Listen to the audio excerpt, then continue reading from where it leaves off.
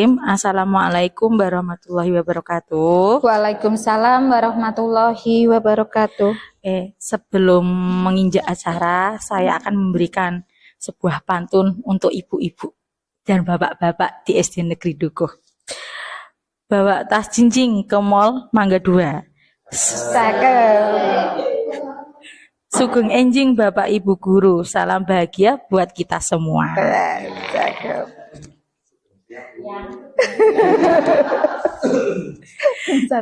Salam sejahtera buat kita semua. Yang terhormat kepada Bapak Dimas Sugra Cahyo, SPD, beliau selaku Kepala Sekolah SD Negeri Dukuh Kota Pekalongan. Dan yang saya hormati Ibu Yuliana SPD, beliau sebagai CGP Angkatan 11 Kota Pekalongan, nantinya sebagai narasumber kegiatan diseminasi budaya positif. Dan Bapak Ibu guru serta staf tata usaha SD Negeri Dukuh yang saya hormati.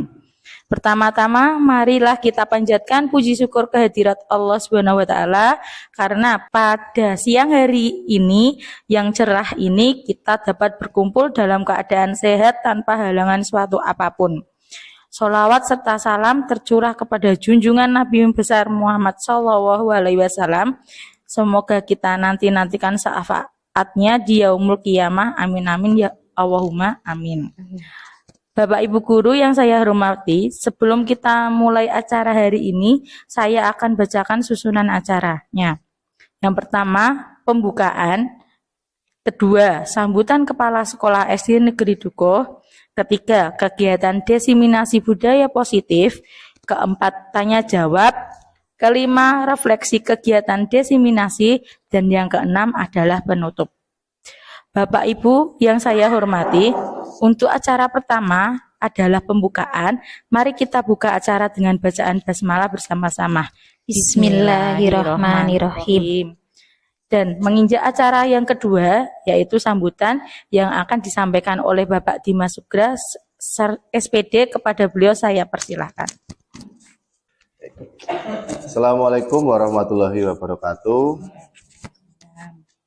Salam sejahtera untuk kita semua. Selamat siang Bapak Ibu semua yang saya hormati. Ibu Yuliana SPD yang pada kesempatan hari ini sedang berbahagia karena akan melakukan diseminasi budaya positif, Bu. Itu dari modul 1.4. Sudah lupa, Bu. Dan yang saya hormati pula Bapak Ibu guru dan staf karyawan SD Negeri Dukuh serta Mas Ali yang berkenan membantu Ibu Yuli untuk kegiatan hari ini.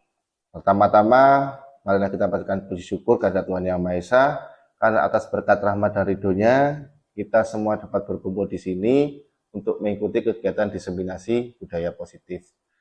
Pertama, mohon maaf karena keterlambatan saya tadi yang karena ada kepentingan mendadak di dinas yang harus diikuti.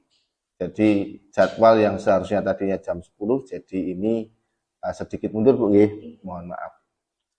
Dan yang kedua, untuk diseminasi budaya positif, harapannya nanti apa yang disampaikan Bu Yuli dapat membantu Bapak Ibu terutama guru kelas dalam membentuk budaya positif di kelasnya masing-masing. Karena budaya positif itu tidak hanya tentang pendisiplinan siswa, tapi juga tentang bagaimana membentuk atau mewujudkan sebuah kelas yang menyenangkan untuk anak-anak atau murid-murid kita. Karena bagaimanapun tujuan utama kita, tujuan utama Bapak Ibu guru, tujuan utama saya, tujuan utama guru penggerak itu adalah untuk murid. Katanya tujuannya adalah 3, murid, murid, dan murid. Karena dari itu harapannya nantinya setelah diseminasi budaya positif ini Ibu Yuli dapat membantu rekan-rekan, terutama guru kelas, membentuk budaya positif di kelasnya masing-masing. Untuk tata caranya bagaimana membentuk budaya positif, terus bagaimana cara melaksanakannya, bagaimana cara mengevaluasinya. Tenang saja, kita di sini sudah ada Bu Yuli sebagai narasumber yang luar biasa, yang pastinya sangat memahami karena sedang anget-angetnya belajar modul diseminasi budaya positif. Monggo diikuti dengan riang gembira, karena bagaimanapun yang pertama harus bahagia, harus semangat. Walaupun nanti kita akan melewati pukul 12, harapannya jam-jam rawan tetap bisa bersemangat. Dan saya yakin dengan pembawaan Bu Yuli yang ceria, CGP yang luar biasa, pasti nanti bisa akan menghidupkan suasana. Itu saja yang dapat saya sampaikan. Kalau saya berlama-lama nanti malah intinya nggak ada. Kurang lebihnya saya mohon maaf. Akhir kata, wassalamualaikum warahmatullahi wabarakatuh.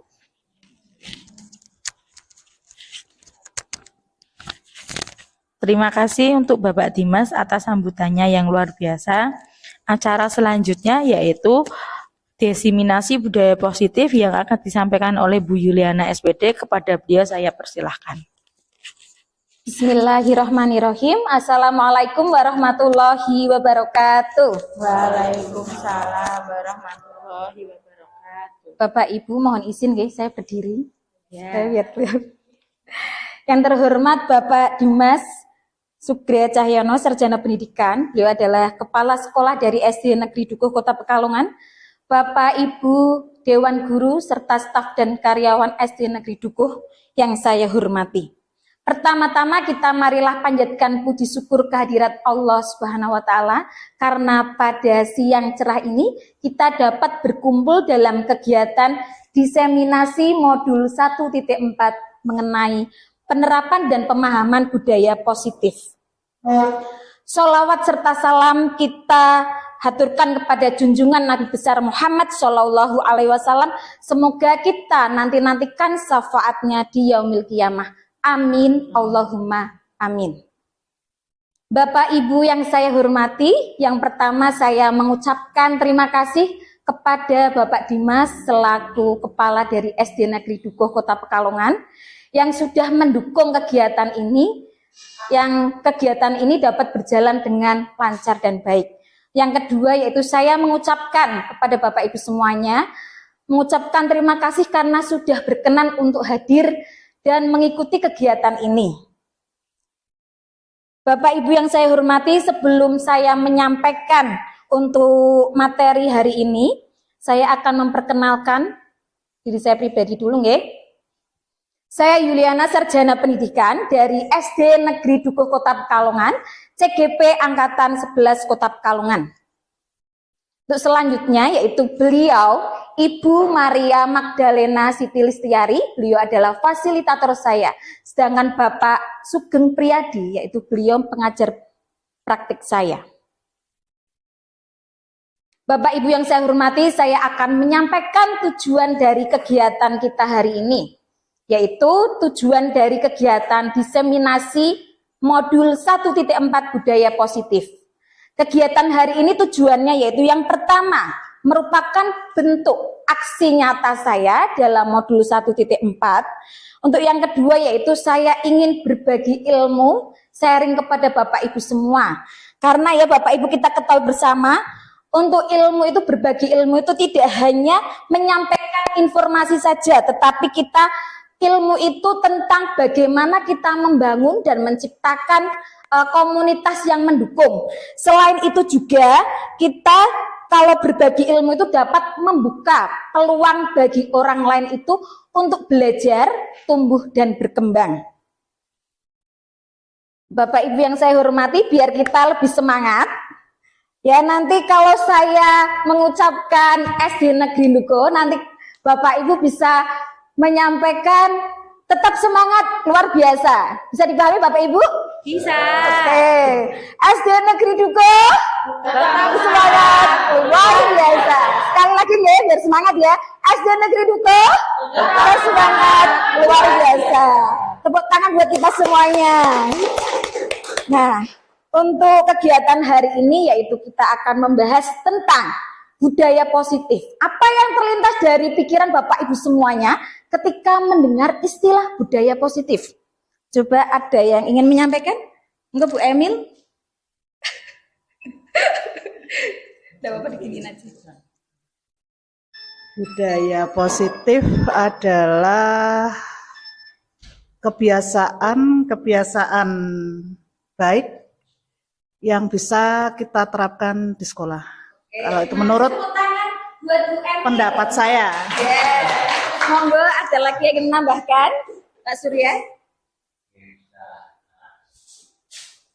Terima kasih atas kesempatannya Bu Yuli.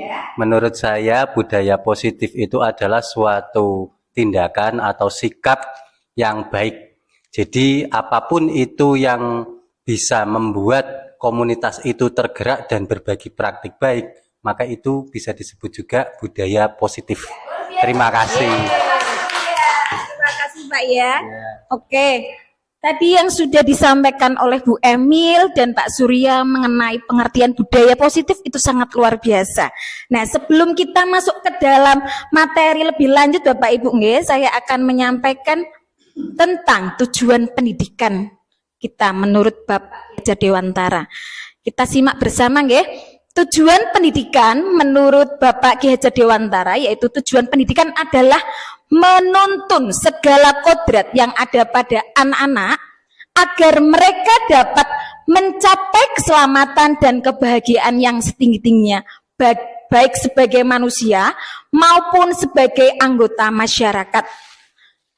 Oleh sebab itu, kita sebagai pendidik itu hanya dapat menuntun tumbuh atau hidupnya kekuatan kodrat yang ada pada anak-anak agar dapat memperbaiki lakunya, bukan dasarnya hidup dan tubuhnya kekuatan kodrat anak tersebut. Bapak Ibu, kita ketahui bersama bahwa menurut Bapak Ki Hajar Dewantara, kita sebagai pendidik itu harus menuntun, kita mengarahkan, membimbing peserta didik kita. Jadi sesuai dengan kodrat alam dan kodrat zamannya. Seperti kita analogikan, misalnya petani stroberi, kita analogikan. Kalau menanam stroberi, kita paksakan stroberi itu tumbuh menjadi blueberry. Blueberry atau raspberry nggih Bapak Ibu nggih. Nah, jadi kita tidak dapat memaksakan kehendak kita. Kita harus mengikuti sesuai kodrat anak, sesuaikan kodrat alam dan kodrat zamannya. Anak-anak itu sudah mempunyai garis-garis yang pada diri anak tersebut sesuai dengan lakunya. Kita perlu menebalkan saja. Ya napa Bapak Ibu? Nggih. Selanjutnya yaitu mengenai budaya positif yang tadi sudah disampaikan oleh Bu Emil dan Pak Surya. Budaya positif di sekolah yaitu nilai dan kebiasaan di sekolah yang berpihak pada murid agar mereka dapat berkembang menjadi pribadi yang kritis, penuh hormat, dan bertanggung jawab sesuai dengan profil pelajar Pancasila. Bapak Ibu Guru, kita masih mengingat nggih elemen-elemen apa saja yang terdapat dalam profil pelajar Pancasila? Bisa dibantu untuk Bu, siapa ini yang bernyanyi? Bu Vindi napa? Menyanyikan untuk lagu profil pelajar Pancasila. Bu Emil? Hujana ya? Kemarin.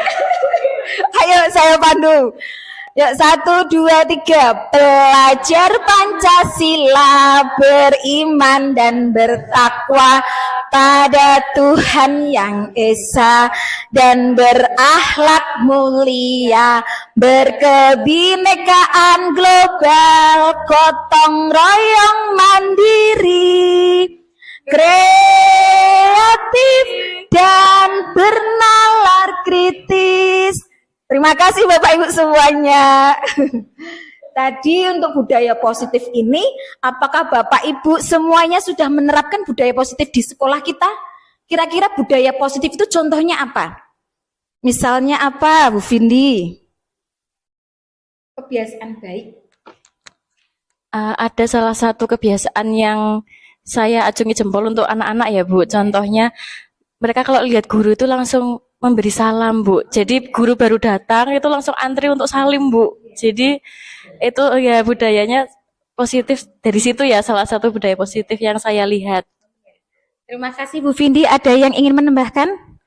Bu Trias, budaya positif apa yang pernah Bu Trias lihat di sekolah kita atau yang sudah pernah diterapkan? Yang saya tahu siswa sudah kebiasaan itu ya Bu, piket di kelasnya. Terima kasih Bu ya. Tadi yang sudah disampaikan oleh Vindi dan Bu Trias itu luar biasa. Tadi Bu Vindi sudah menyampaikan budaya positif anak yang salim Bu nggih, mengucapkan salam. Jadi 5S Pak ya, senyum, salam, sapa, sopan dan santun. Itu pembiasaan yang sudah ada nggih di SD negeri kita tercinta. Tadi Bu Trias juga menyampaikan tadi budaya positifnya tentang piket kelas nggih Bu. Nah, dengan piket kelas itu berarti nilai kebersihannya sudah muncul dalam diri anak. Oke, selanjutnya yaitu Bapak Ibu, mari kita simak bersama nggih untuk videonya.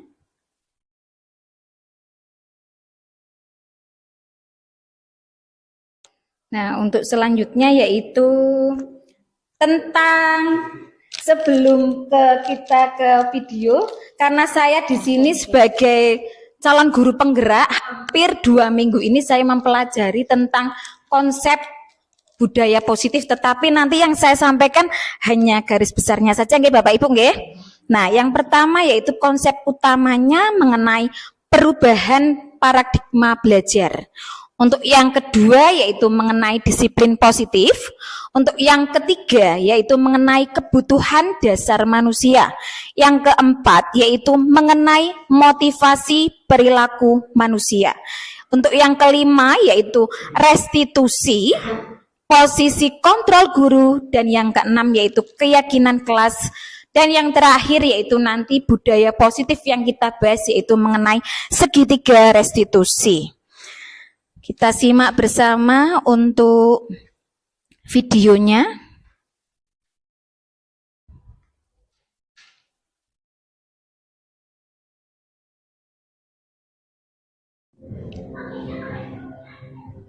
Oke, kita simak nggih Bapak Ibu. Kok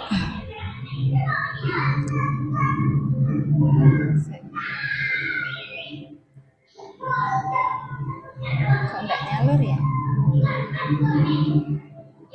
Maaf sebelumnya nih videonya saya geser dulu ya.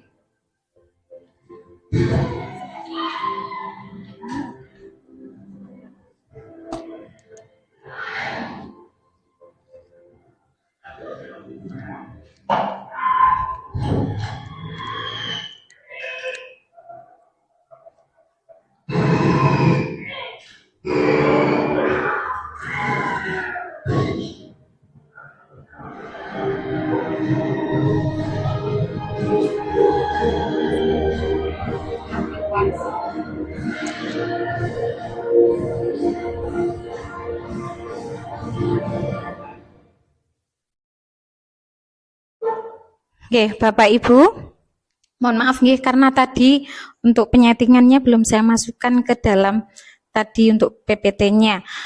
Tadi yang sudah saya sampaikan di sini yaitu video tentang apa Bapak Ibu? Itu ada semut yang bergotong royong secara bersama-sama untuk menemukan sesuatu. Nih, coba ya kita putar kembali nggih.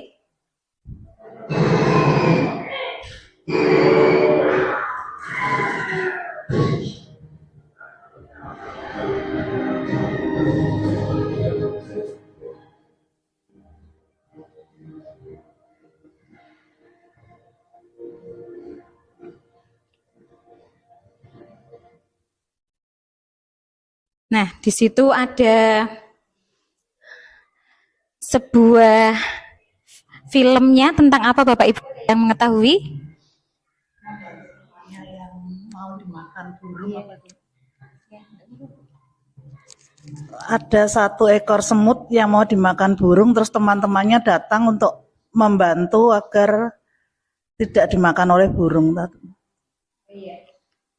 Tadi Bu Emi sudah menyampaikan yaitu mengenai kerjasama Bu ya. kerjasama berarti di sini kerjasama antar tim. Ada yang ingin menyampaikan kembali? Monggo Pak Surya. Ya, pada intinya sama dengan Bu Emil, saya sependapat bahwa di situ terlihat kerjasama antar kelompok, antar kepiting tersebut dalam menghadapi suatu masalah sehingga bisa terselesaikan. Terima kasih, Bu. Terima kasih Pak Surya dan Bu Emil.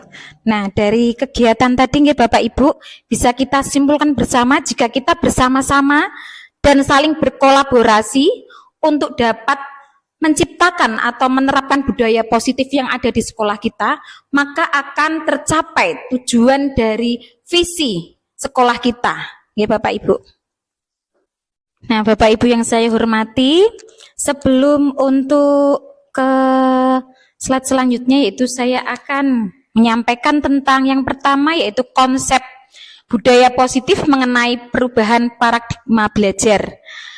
Dalam membangun budaya positif sekolah, dapat menyediakan lingkungan yang positif, aman, dan nyaman agar siswa mampu berpikir, bertindak, dan mencipta dengan merdeka, mandiri, dan bertanggung jawab. Disiplin sangat erat kaitannya dengan kontrol guru terhadap siswa.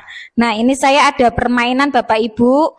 Untuk permainan ini, coba nanti Bapak Ibu semuanya ada yang berperan sebagai A dan berperan sebagai B. Ya, misalnya Bu Dian berperan sebagai A, terus Bu Emil berperan sebagai B. Nah, di sini ada kegiatan, itu namanya cobalah buka. Nah, tugas A ini nanti mengepalkan salah satu tangan. Jadi tugas A nanti mengepalkan. Selanjutnya, yaitu yang A ini, Anda bayangkan bahwa menyimpan sesuatu yang sangat berharga. Berarti posisi yang A nanti mengepalkan tangannya, ini nanti seakan-akan menyimpan sesuatu yang sangat berharga di kepalan tangan Anda. Nah, Anda perlu menjaga benda tersebut sekuat tenaga agar tidak dapat mudahnya untuk terbuka. Nah, selanjutnya yaitu yang tugas nanti peran B, yaitu nanti peran B itu tugasnya untuk berbagai cara yang dilakukan supaya nanti kepalan si A itu dapat terbuka. Jadi yang B itu nanti tugasnya merayu si A untuk membuka kepalanya, bisa dengan membujuk, menghardik, atau memarahi ya, menggoda, menggelitik. Nah, bisa juga untuk menawarkan sesuatu pokoknya yang menarik. Ya, coba Bapak Ibu bisa praktekkan bersama. Berarti nanti dari Bu Balkis ya, Bu Balkis sebagai peran A, Bu Trias berarti B. Bu Janah A, Pak Surya B, begitu seterusnya ya. Berarti ini berpasang-pasangan ya Bapak Ibu ya. Nah, coba Bu Balkis peran sebagai A, ini bisa prakteknya bareng-bareng ya Bapak Ibu ya, tidak cuma satu-satu. Jadi yang mulai sekarang coba. Ya, yang B itu yang membuka, yang berusaha untuk membujuk ya. Nah. Ya. Nah.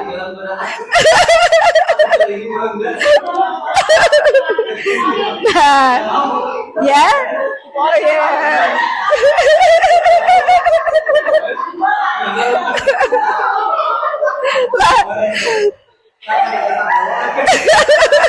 Bisa dirayu Bapak Ibu, bisa dirayu, digelitikin kayak gitu.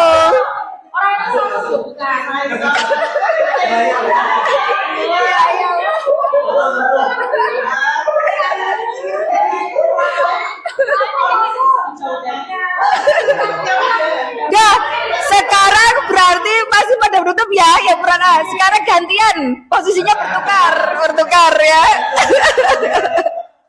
Sekarang bertukar peran ya, yang A jadi B, B jadi A.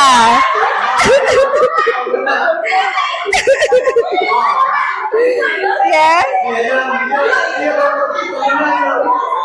Oke.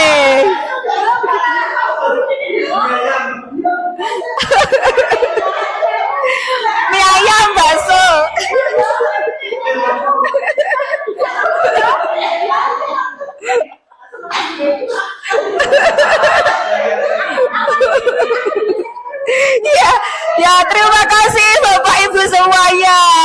untuk kegiatan hari ini. Terima kasih ya. Tadi apakah ada yang berhasil membuka? Oh, luar biasa ya. Nah, dari permainan tadi ini intinya itu kegiatan mengontrol diri kita sendiri ya. Berarti Bapak Ibu termasuk yang menggenggam erat, itu termasuk yang mempunyai pendirian yang teguh, tidak mudah tergoda. Tadi ada yang ngasih mie ayam, mau enggak? Kasih uang mau enggak? Ternyata ternyata Bapak Ibu ini luar biasa ya, tidak mudah tergoda oleh apapun. Nah, jadi yang bisa mengontrol diri kita sendiri, Pak Ibu ya. Ya, berarti jenengan itu luar biasa, mempunyai pendirian yang sangat teguh, yang tidak mudah goyah oleh godaan apapun. Ya, jadi Bapak Ibu luar biasa dapat mengontrol dirinya sendiri. Kalau kita analogikan terhadap peserta didik kita ya Bapak Ibu ya, misalnya kita sebagai guru, sebagai orang dewasa, mengucapkan perhatikan apa yang sudah Bu Yuli sampaikan. Terkadang anak itu kadang tidak langsung memahami nggih Bapak Ibu nggih. Ada yang paham, ada yang menuruti, ada yang cuek seperti itu. Nah, jadi yang bisa mengontrol itu diri kita sendiri, tapi kita sebagai orang dewasa memang tugas kita hanya memberikan ilusi. Jadi kontrol itu sebuah ilusi.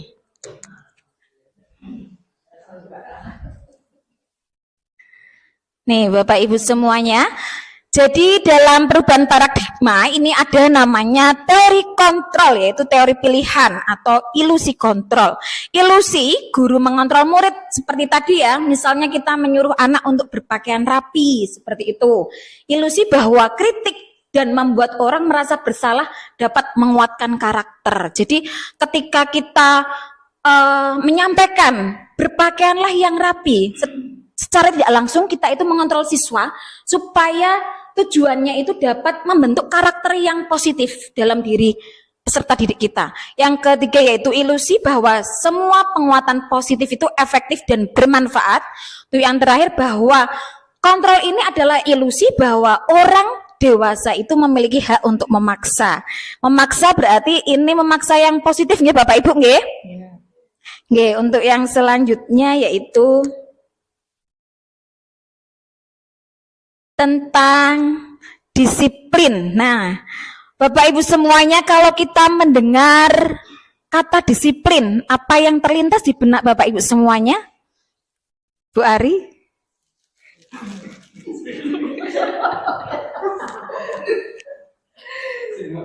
Disiplin, menurut saya patuh, taat. Ya, taat ya, taat. Oke, Cindy? Disiplin sesuai dengan aturan. Ya, luar biasa ya yang sudah disampaikan oleh Bu Vindi dan Bu Ari. Nah, untuk selanjutnya kita akan pahami bersama untuk istilah disiplin. Nah, disiplin ini berasal dari bahasa Latin ya Bapak Ibu. Nah, yang artinya yaitu belajar. Dengan disiplin kita itu belajar. Makna asal dari kata ini konotasi sebenarnya. Dengan disiplin diri dari murid-murid Sokrates dan Plato. Disiplin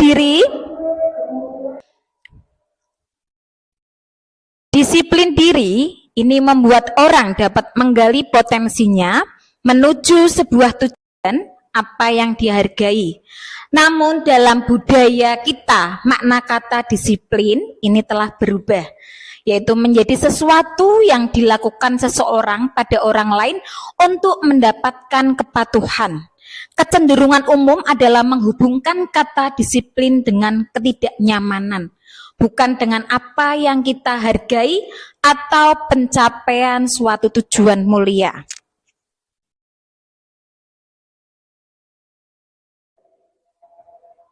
Nah, selanjutnya yaitu disiplin adalah kemampuan memerintah diri sendiri dalam mengontrol dan menguasai diri untuk memilih tindakan yang mengacu pada nilai-nilai yang kita hargai dengan penuh tanggung jawab tanpa terperintah orang lain.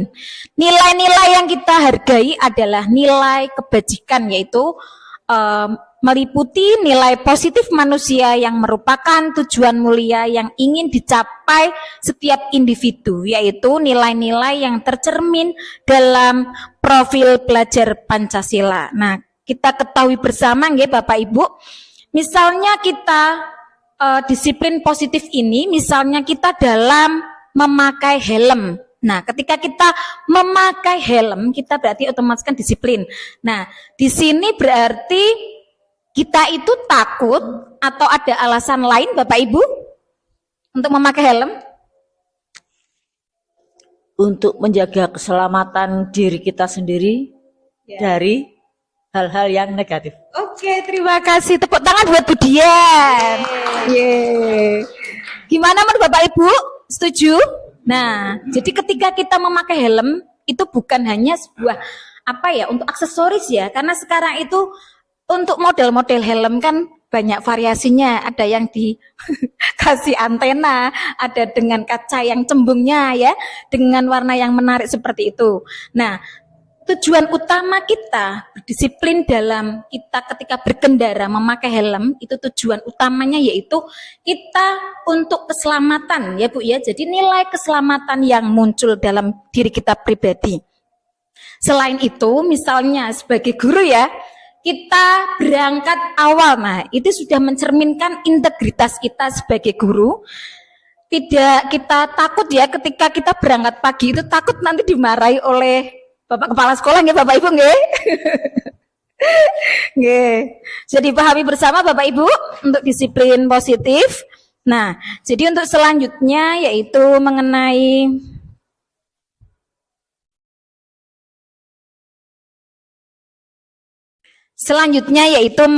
kebutuhan dasar manusia. Nah, realitas atau kebutuhan setiap orang itu berbeda-beda. Kita harus berusaha memahami pandangan orang lain tentang dunia. Setiap orang memiliki gambarannya yang berbeda-beda. Jadi kebutuhan dasar manusia ini terbagi menjadi 5, nggih Bapak Ibu nggih. Yang pertama yaitu ada kebutuhan bertahan hidup. Untuk yang kedua yaitu kebutuhan kasih sayang. Untuk yang selanjutnya yaitu kesenangan. Untuk yang keempat yaitu kebebasan dan yang terakhir yaitu kebutuhan dasar manusia yaitu penguasaan. Bapak Ibu, untuk yang kebutuhan dasar pertama kita yaitu sebagai manusia yaitu bertahan hidup. Kebutuhan dasarnya misalnya tentang apa Pak? Kita itu bisa bertahan hidup karena adanya misalnya kita perlu makan nggih. Nah, tepat sekali. Nah, kebutuhan dasar ini yang menjadi dasar utama yaitu bertahan hidup, ini mengenai kebutuhan sandang, pangan, dan papan. Nah, untuk selanjutnya yaitu misalnya kita sebagai seorang pendidik, kita melihat peserta didik kita ketika di awal pembelajaran kok terlihat lesu. Nah, kita sebagai seorang guru yang baik, kita perlu menanyakan ya, keadaan peserta didik kita. Kita tidak boleh cuek terhadap peserta didik kita. Kita harus mengetahui anak itu sedang ada masalah apa. Ketika lesu perlu ditanyakan apakah sudah sarapan ya Bapak Ibu nggih. Nah, kita harus peka sebagai pendidik. Yang kedua yaitu misalnya tentang kebutuhan kasih sayang dan rasa diterima. Bapak Ibu semuanya, cinta kasih perlu nggih? Bagi kita nggih, nah kita perlu rasa diterima dan disayangi oleh orang lain. Nah, seperti halnya dengan siswa kita ya. Terkadang ada anak yang memang sebenarnya anak itu tidak, ngapunten nggih, biasanya nakal ya. Tetapi anak itu terkadang memang cari perhatian saja. Misalnya dengan usil terhadap temannya itu dapat menunjukkan anak itu sebenarnya itu cari perhatian. Nah, sebagai seorang guru kita harus peka dengan adanya keadaan tersebut. Jadi kita harus melakukan dengan pendekatan, nggih Bapak Ibu nggih, pendekatan secara personal. Apa sih ada misalnya masalah apa dalam rumahnya atau misalnya di kelas untuk anak tersebut ada masalah apa, kita perlu tahu, jangan kita dikit-dikit itu menghakimi anak, memarahi anak seperti itu. Untuk yang selanjutnya yaitu kebebasan. Nah, kebebasan di sini kebebasan yang baik ya Bapak Ibu nggih, tidak yang seenaknya. Jadi kebebasan di sini yang sesuai dengan aturan, taat dengan adanya peraturan. Selanjutnya yaitu penguasaan. Nah, penguasaan ini berarti kita itu sebagai seorang pendidik memberikan apresiasi terhadap peserta didik kita. Memberikan misalnya pengakuan bahwa anak tersebut itu mampu ya. Secara garis besar misalnya menang perlombaan, kita perlu pengakuan. Dengan adanya lomba tersebut dia menang, kita perlu adanya pengakuan terhadap anak tersebut. Jadi Bapak Ibu semuanya, Bapak Ibu yang saya hormati, kita perlu secara menyeluruh. Nah, kita harus secara menyeluruh memahami kebutuhan dasar peserta didik kita. Setuju tidak Bapak Ibu? Setuju ya? Jadi kita sepakat untuk sebagai pendidik harus memahami kebutuhan dasar peserta didik kita. Nih Bapak Ibu, ini ada sebuah kasus. S-nya hilang.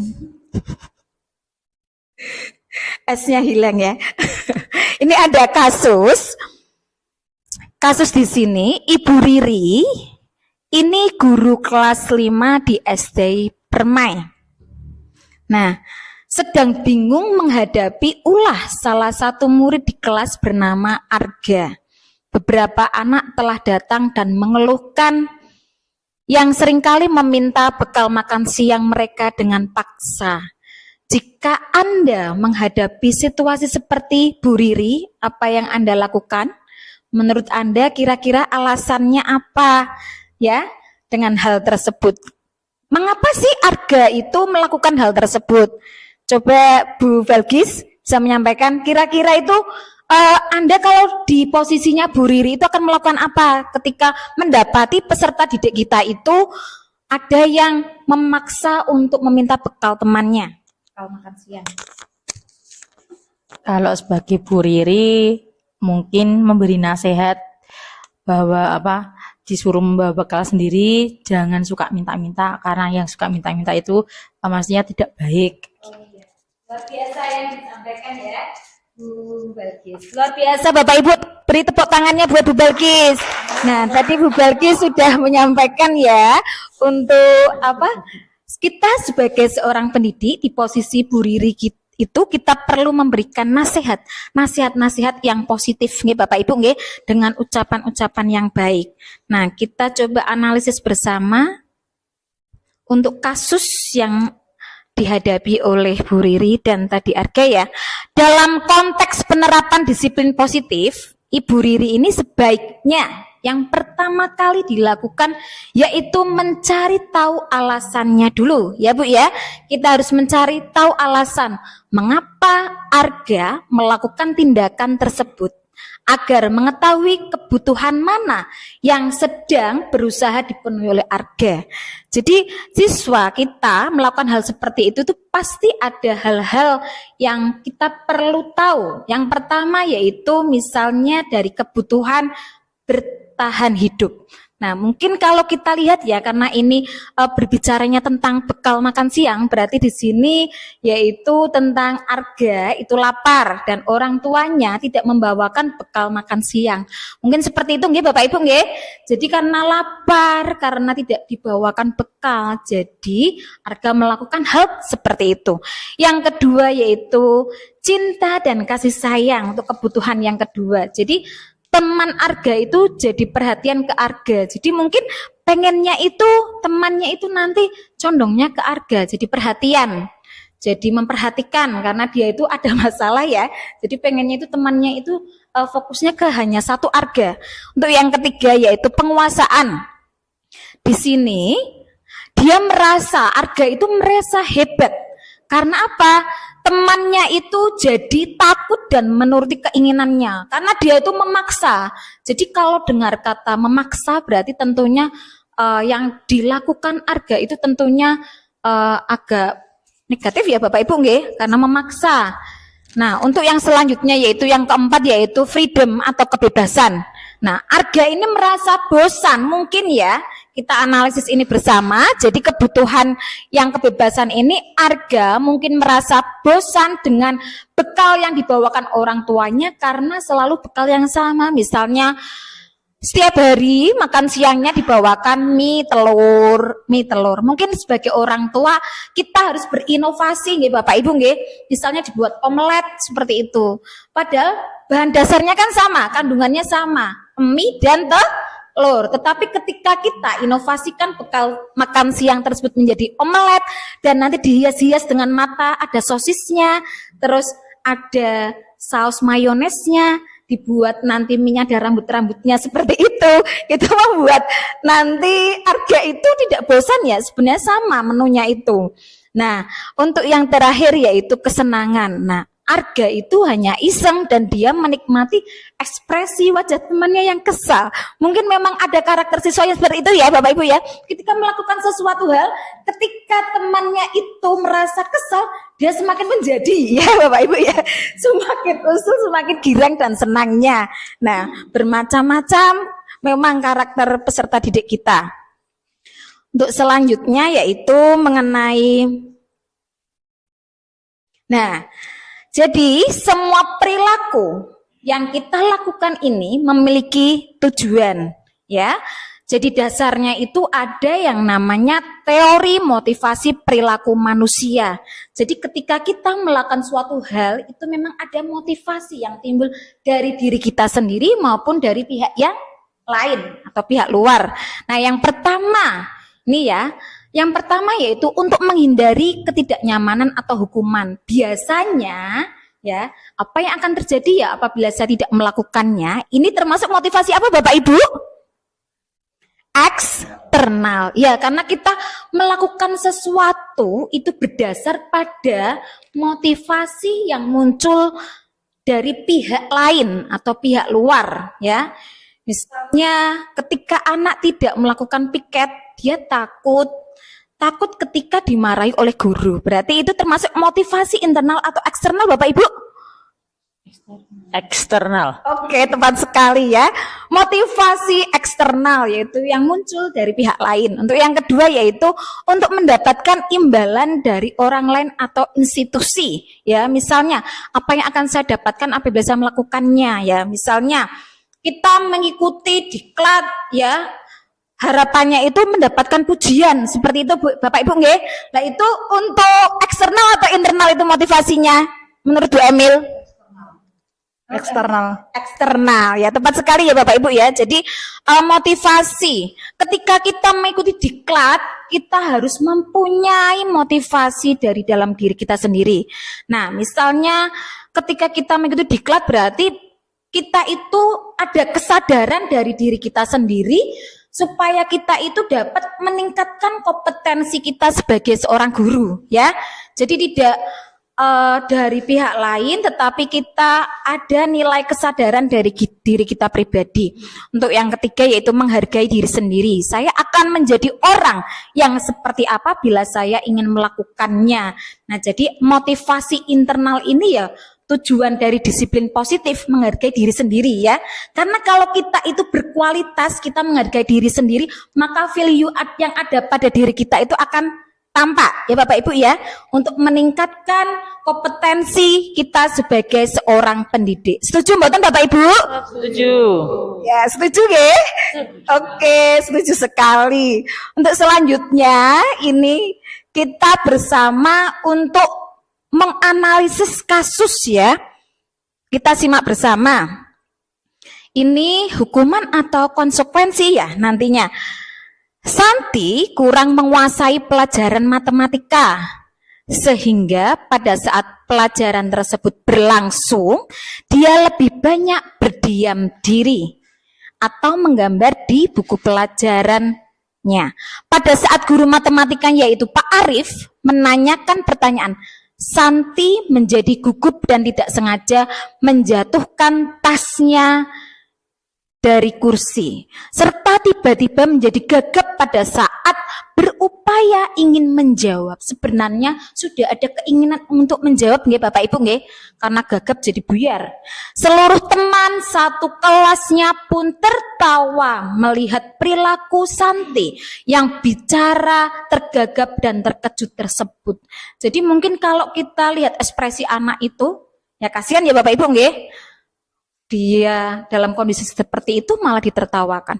Pak Arif pada saat itu membiarkan teman-teman Santi menertawakan. Di sini ada tidak yang seperti itu? Mboten nggih Bapak Ibu nggih.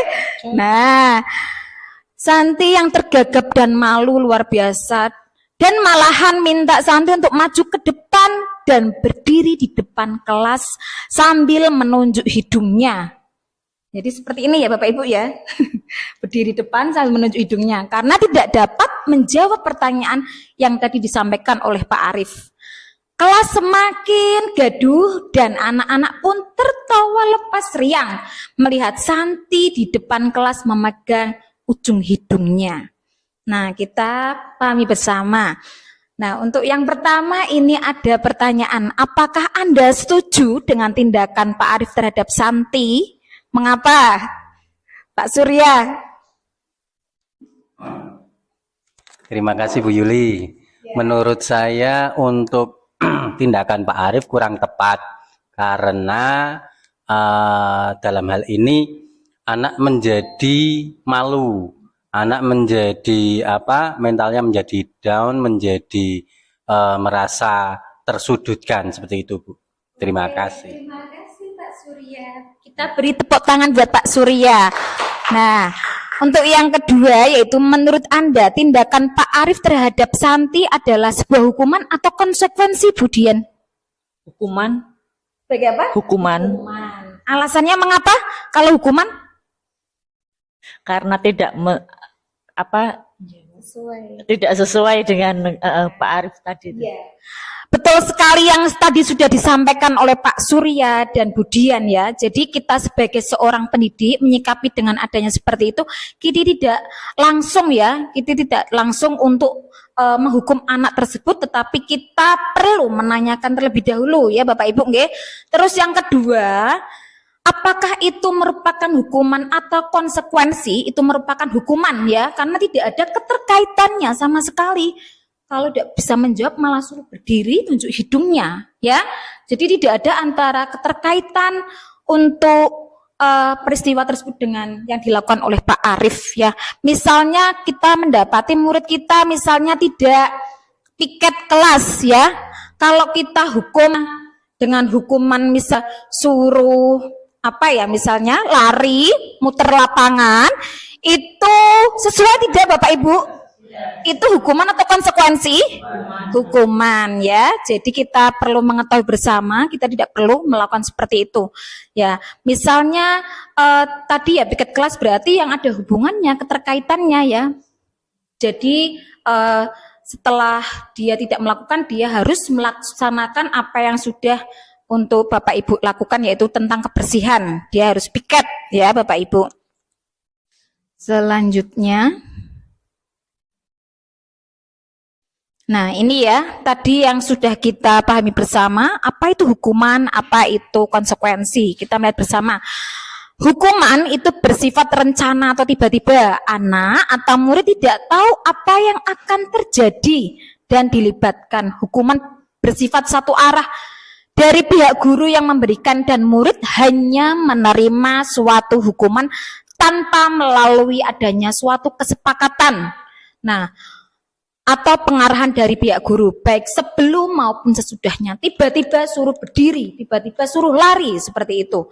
Hukuman yang diberikan biasanya ini berupa fisik ya, maupun psikis. Kalau psikis itu berarti verbal Bu ya, verbal yang menyakitkan. Biasanya nanti anak itu akan merasa kayak terkucilkan, rendah diri, seperti itu. Nah, jadi terasa tersakiti oleh suatu perbuatan oleh kata-kata kita. Nah, itu adalah hukuman. Kita bedakan ya Bapak Ibu, kalau kita untuk konsekuensi. Kalau konsekuensi itu sudah terencana dan sudah menjadi kesepakatan bersama. Sudah dibahas dan disetujui oleh murid dan guru. Biasanya murid itu diajak berdiskusi ya Bapak Ibu ya, untuk mendapatkan kesepakatan bersama.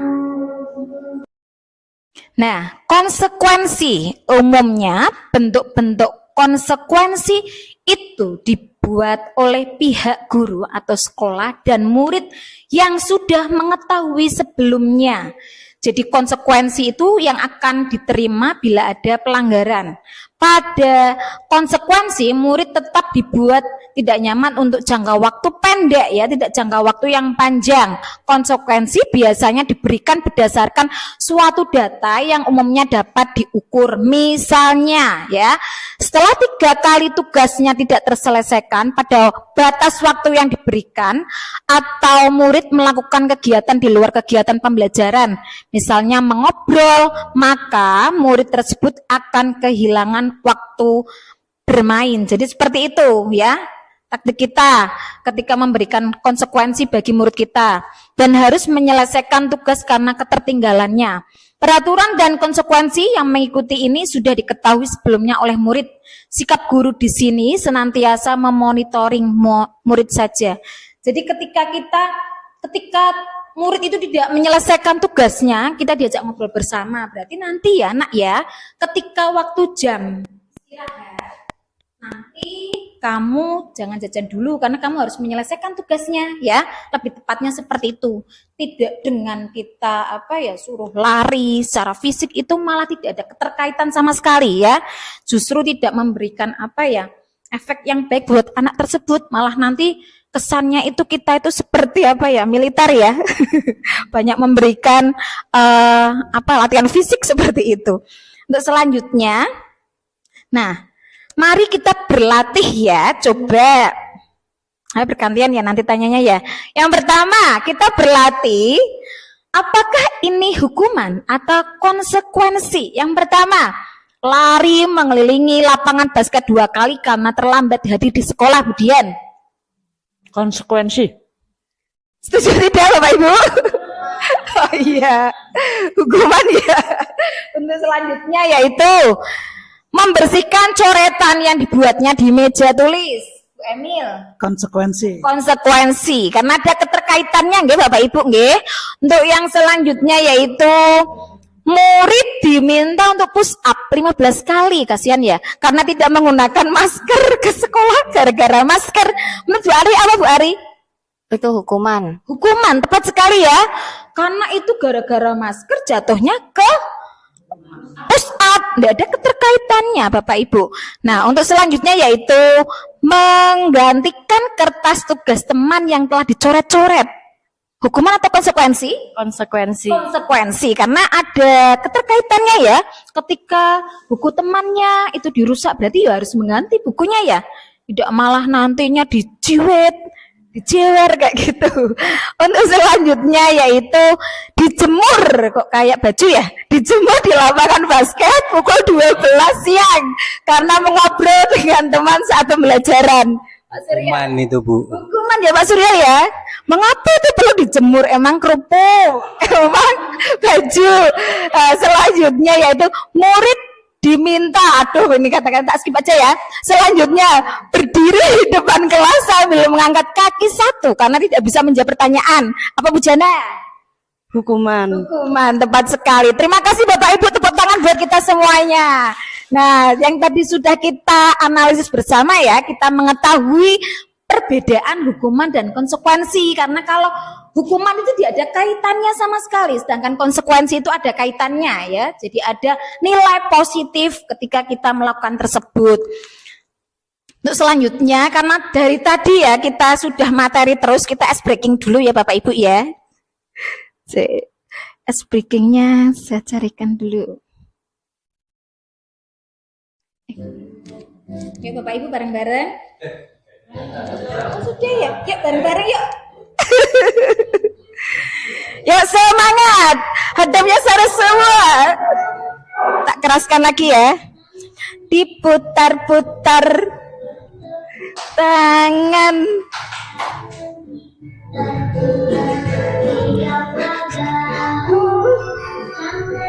Putar-putar.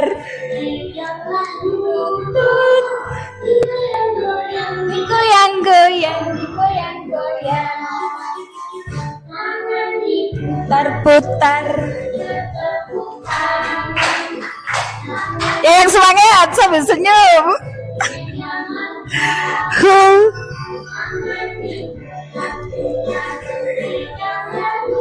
Tut. Goyang-goyang, goyang-goyang.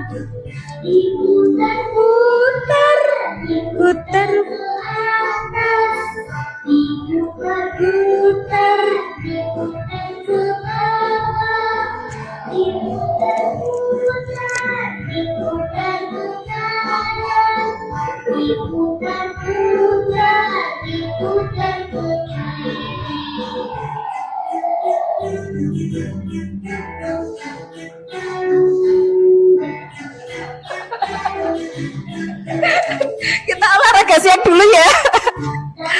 Diputar-putar tangan, diputar-putar bahu, lutut, goyang, digoyang, goyang, digoyang, goyang.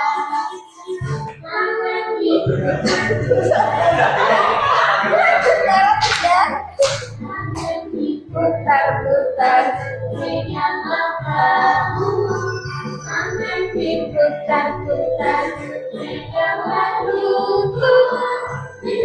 goyang, digoyang, goyang, digoyang, goyang.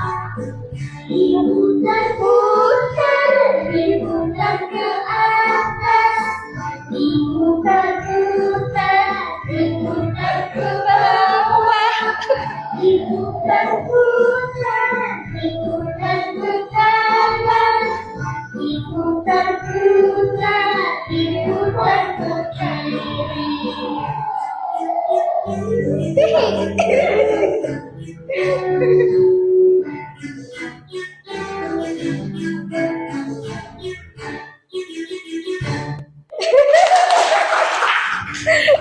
Terima kasih ya Bapak Ibu semuanya.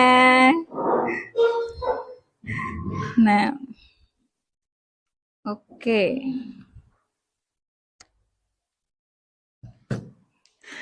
Nah, tadi kita sudah rileks bersama nggih Bapak Ibu nggih? Terima kasih sudah olahraga sejenak. Sudah bergoyang.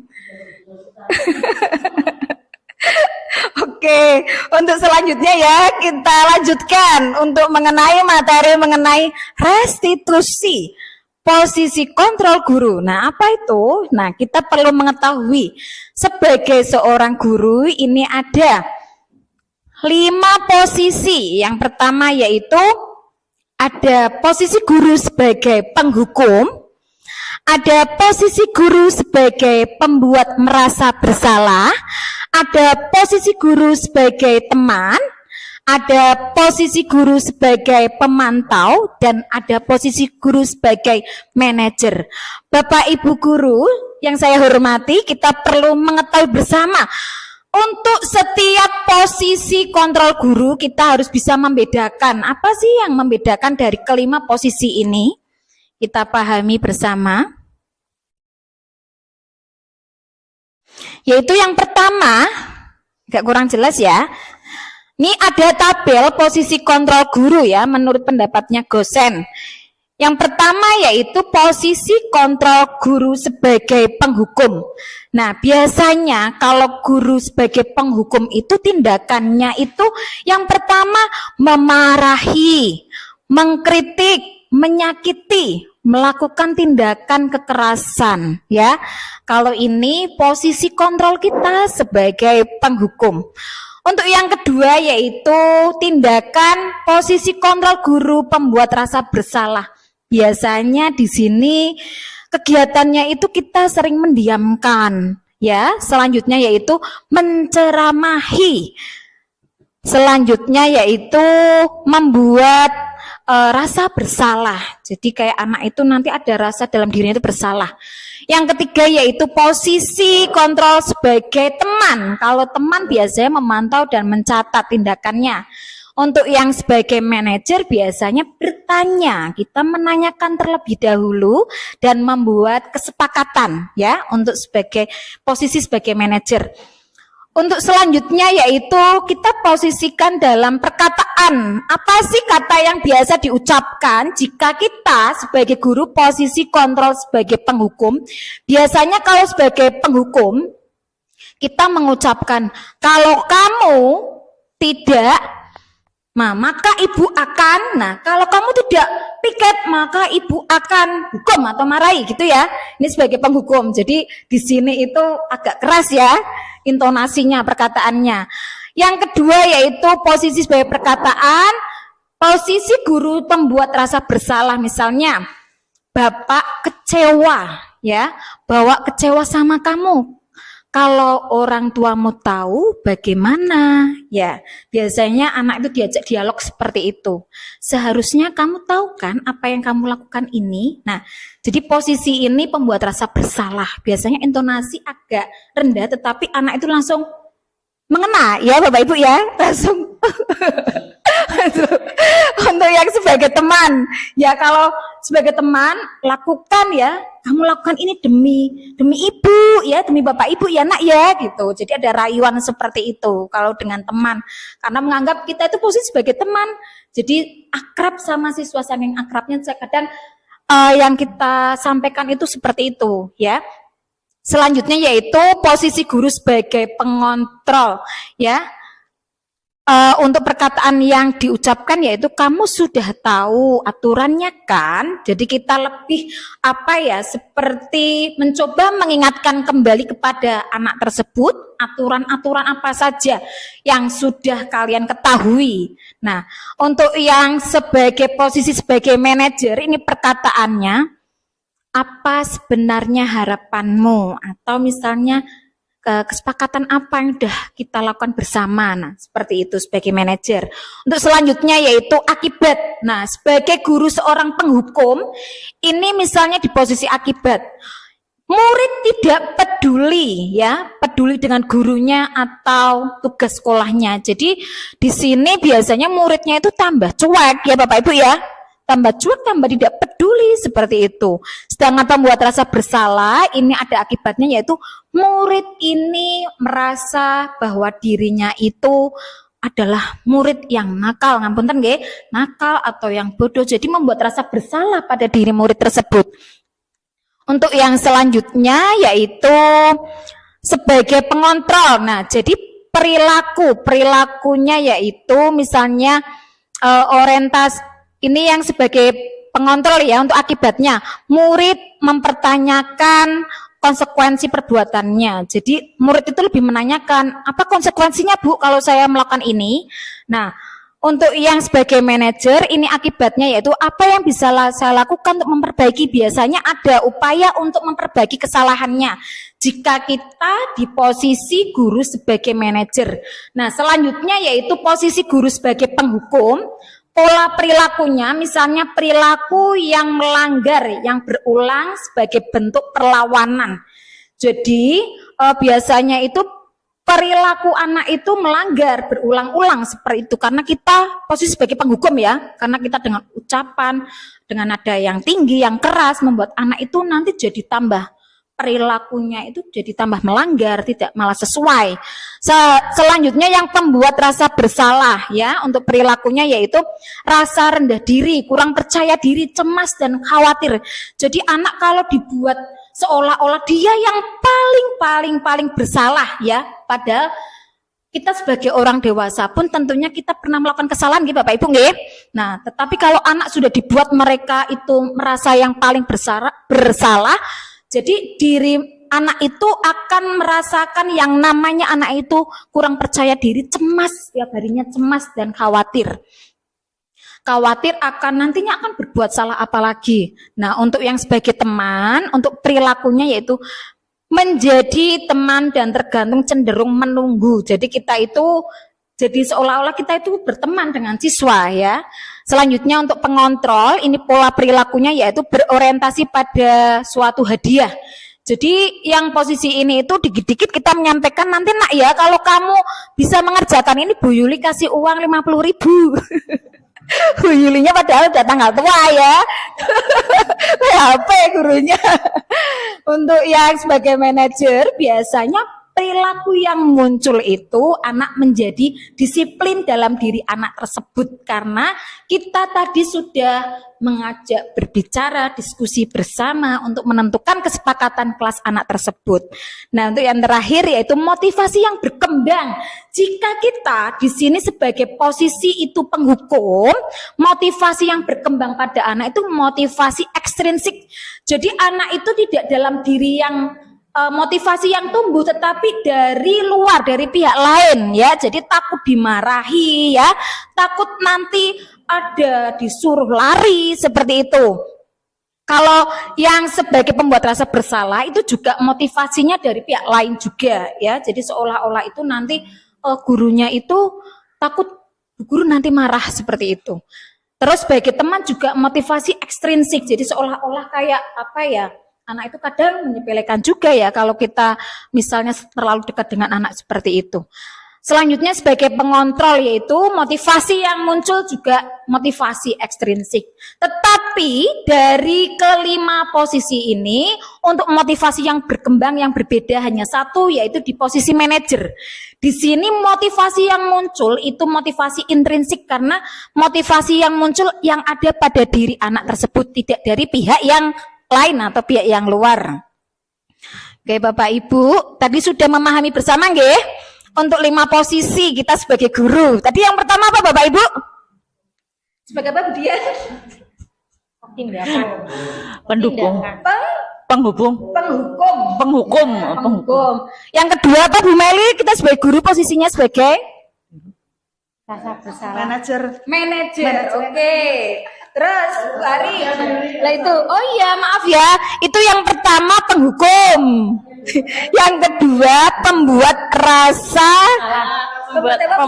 bersalah. salah. Terus yang ketiga Bapak Surya? Sebagai teman. Beda dengan besti ya.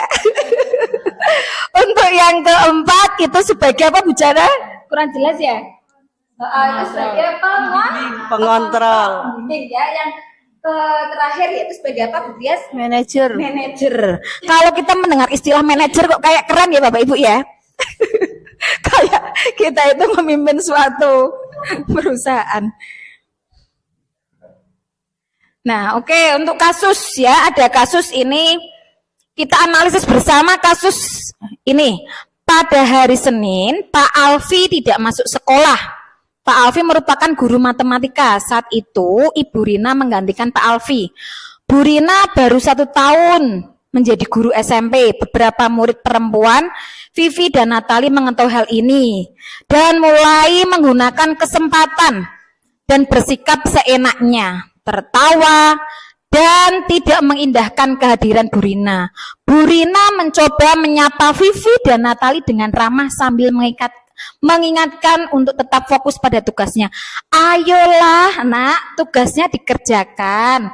Nanti ibu ditegur loh oleh bapak kepala sekolah kalau kalian tidak mengerjakan tugas. Tolong bantu ibu ya. Namun Vivi dan Natali malah jadi tertawa. Hah, ibu santai saja bu. Mereka tidak mau mengerjakan tugas dan malah mengobrol. Nah, coba dari kasus ini, coba Bu Bagis ya. Coba Bu Bagis, dari analisis ini kira-kira posisi dari Bu Rina ya? Bu Rina ini posisinya sebagai apa ya? Dari posisi tadi kontrol guru itu ada tadi penghukum, pembuat rasa bersalah, sebagai teman, pengontrol, dan manajer. Kira-kira sebagai apa Bu?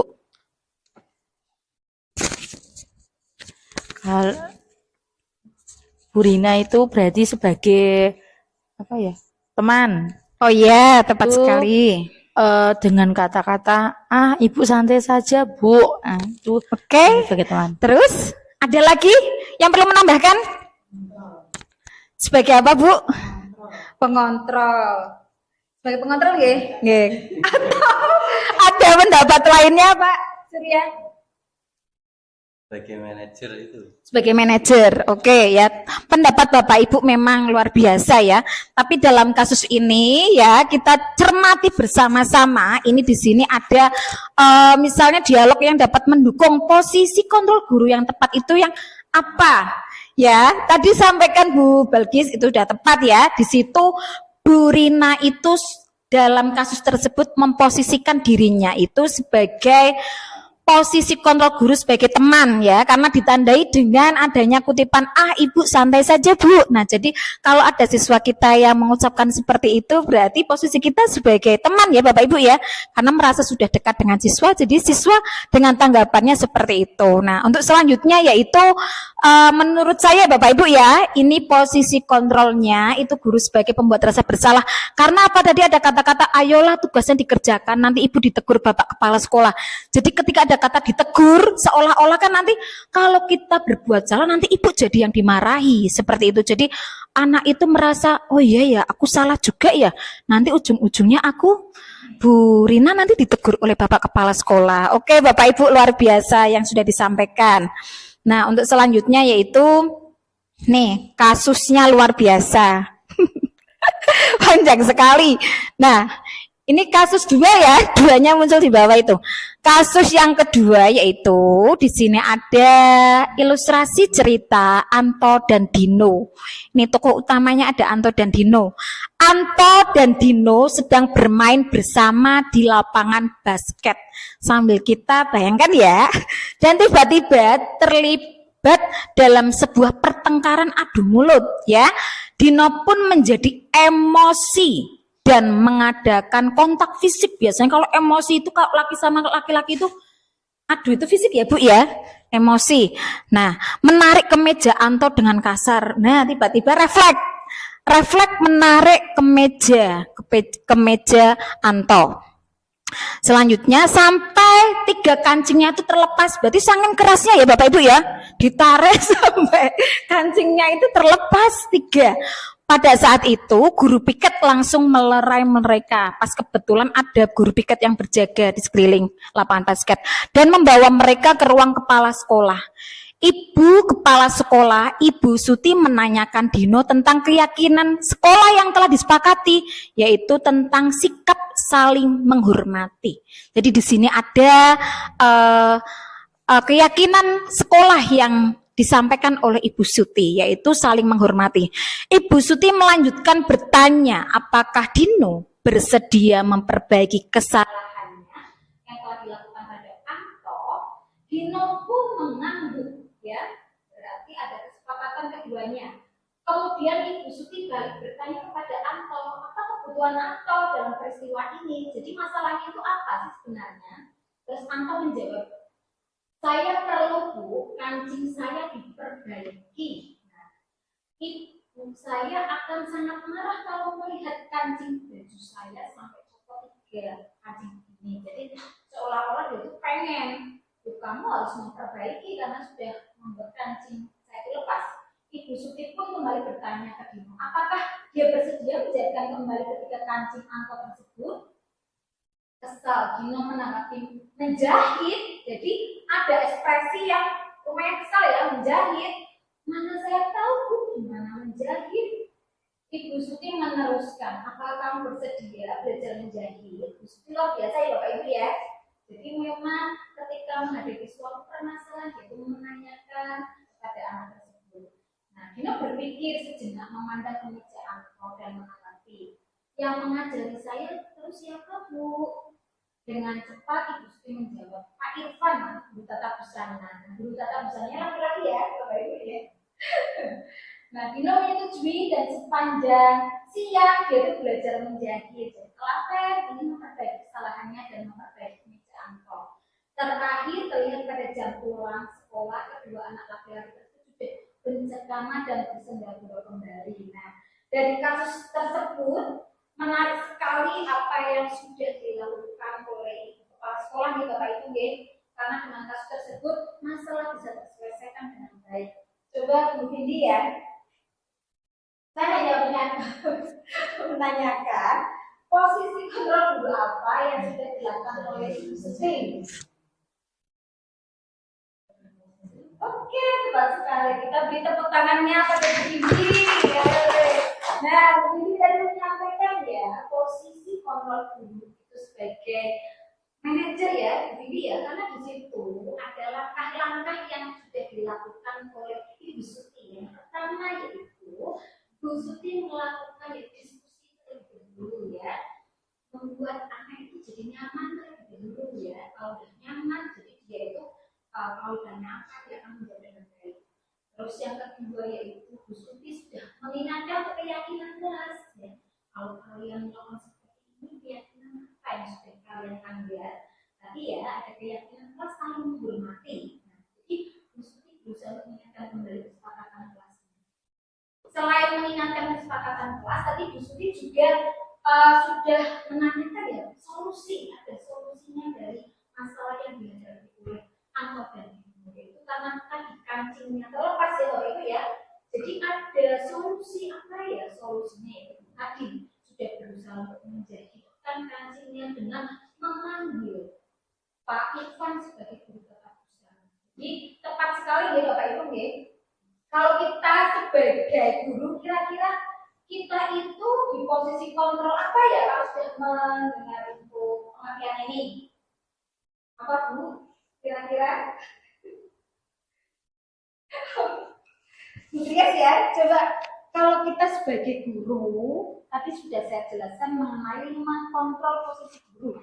Kira-kira posisi saya itu di posisi yang mana? Gimana Bu Trias? Ya, Bu Trias sendiri memposisikan Bu Trias itu sekarang itu di posisi kontrol apa?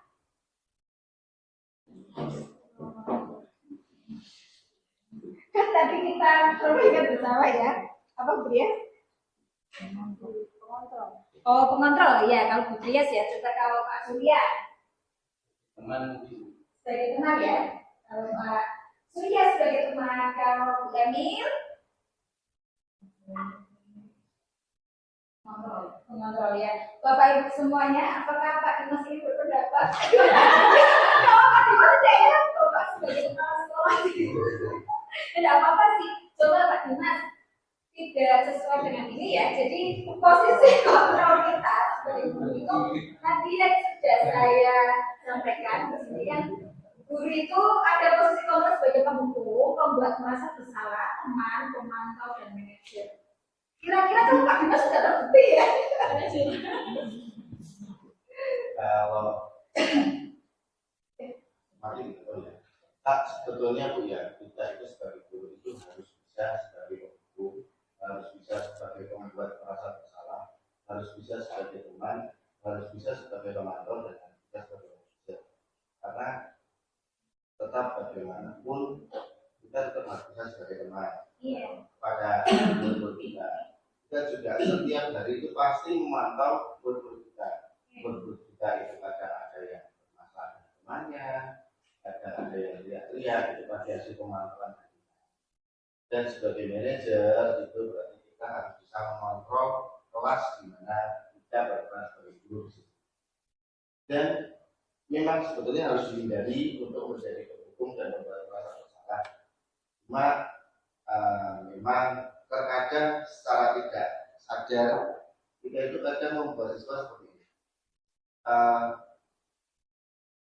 Kamu kalau tidak memakai kaos kaki, kamu nyaman tidak? Terus rapi tidak pakaianmu kalau tidak dimasukkan? Kalau rambutmu gondrong seperti itu rapi tidak? Bagus tidak? Itu akan membuat siswa merasa bersalah. Kemudian ketika kita menghukum, ini contoh Bu, ini contoh saja, contoh yang paling sering disebut itu kan ini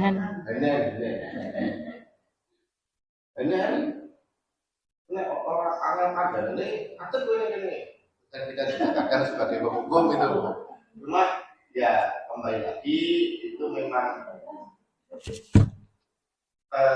kalau secara teorinya memang tidak boleh. Cuma dalam praktek di dalamnya itu mungkin ya sebisa mungkin dihindari, tapi paling tidak pasti kita pernah melakukan. Karena kesabaran manusia itu kan ada batasnya. Kita juga kalau aku sabar, kadang aku sabar kalau itu nggak sabar karena aku sombong. Dan akhirnya kan seperti itu. Jadi ya untuk posisi kontrol sebagai guru paling bagus itu tetap sebagai manajer. Cuma kalau yang paling anak-anak sukai itu sebetulnya sebagai teman. Karena ketika kita sudah bisa menjadi teman anak-anak, itu anak-anak akan senang ketika cerita pada kita. Bu, aku mau tadi saya di rumah itu sarapannya kalau Bu, lagi oleh keluarga Bu. Nanti anak-anak ketika kita sudah bisa menjadi teman anak-anak, anak-anak pasti akan merasa nyaman, merasa senang, merasa aman lah perintah kepada kita. Dan harapannya dari mereka kita bisa mendengarkan mereka. Dan waktu kita solusi penting, tapi yang paling penting untuk anak-anak adalah itu saja. Terima kasih. Yeay. Tepat sekali ya yang disampaikan oleh Pak Dimas tentang perkataan kita sebagai guru di posisi sebagai penghukum, pembuat merasa bersalah, teman-teman dan manajer. Tetapi tadi sudah disampaikan oleh Pak Dimas itu memang kalau berdasarkan secara teorinya ya, kita itu memang mengharuskan guru itu memang di posisi kontrol sebagai manajer ya, karena dengan sebagai manajer itu kita dapat menciptakan lingkungan sekolah yang kondusif ya Bapak Ibu ya, dan menyenangkan. Untuk selanjutnya yaitu Bapak Ibu masih bersemangat kan? Tadi sudah gerak bersama. Nah selanjutnya yaitu materi mengenai keyakinan kelas. Nah, keyakinan kelas adalah nilai-nilai kebajikan atau prinsip-prinsip universal yang disepakati bersama secara universal menyeluruh, lepas dari perbedaan agama, suku, negara, dan bahasa. Menurut Gosses, suatu keyakinan akan lebih memotivasi seseorang dari dalam, yaitu motivasi dari dirinya sendiri. Seseorang akan lebih bersemangat untuk menjalankan keyakinannya daripada hanya sekedar mengikuti aturan. Ya Bapak Ibu ya, sudah pernah membuat untuk keyakinan kelas Bapak Ibu? Sudah belum?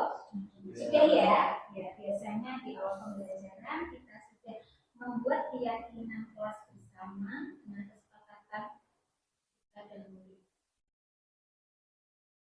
Ya Bapak Ibu, ini untuk diagram lingkarannya ya. Yang pertama itu peraturan kelas. Dengan yang pertama ketika kita membuat keyakinan kelas, langkah yang pertama yaitu kita mencoba menanyakan anak dulu. Biasanya nanti anak itu biasanya tak suruh menuliskan istilah ya, untuk menuliskan peraturan apa yang kalian ketahui. Bebas mereka menuliskan ya. Misalnya peraturan tidak boleh membuang sampah sembarangan. Peraturannya misalnya harus berangkat tepat waktu. Nah, kalau peraturan itu sifatnya bebas ya Bapak Ibu ya, terserah anak diberikan keleluasaan untuk menuliskan peraturan kelas apa yang mereka ketahui. Nah, setelah peraturan kelas ini anak sudah menuliskan, kita perlu menyampaikan ke anak ya bahwa dalam peraturan itu kita harus membuat menjadi kalimat yang positif. Perlu tidak Bapak Ibu dengan menuliskan kata tidak dalam peraturan kelas kita? Tidak perlu ya.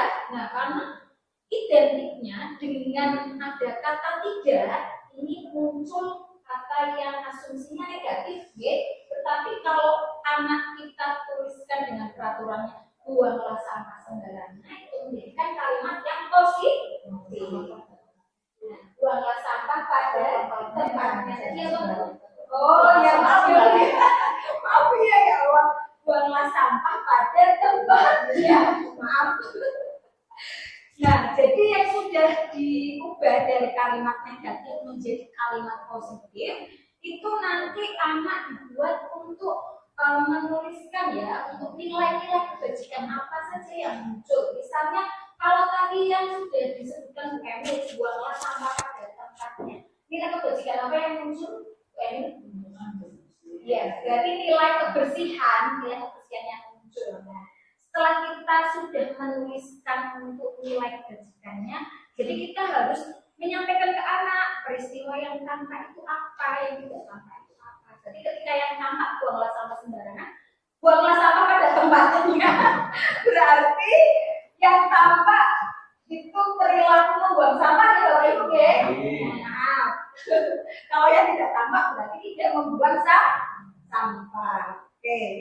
Untuk yang tabel D itu ada yang tabel untuk terdengar, terlihat dan berperilaku. Misalnya dengan kalimat buanglah sampah pada tempatnya, berarti yang terdengar murid apa? Biasanya kata-kata yang terdengar. Buanglah sampah ya, ayo buanglah sampah gitu ya. Kalau yang terlihat ya anak membuang ya Bapak Ibu ya. Nah, yang nampak juga perilaku membuang sampah pada tempat itu ya. Jadi dari serangkaian tadi kita perlu menyampaikan juga pada anak apa sih tugas kita sebagai guru, tugas anak atau murid itu apa saja. Kita perlu menyampaikan ke anak.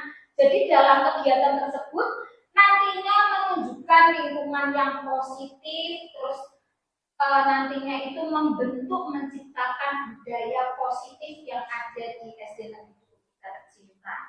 Ya Bapak Ibu, untuk selanjutnya yaitu coba kita analisis bersama.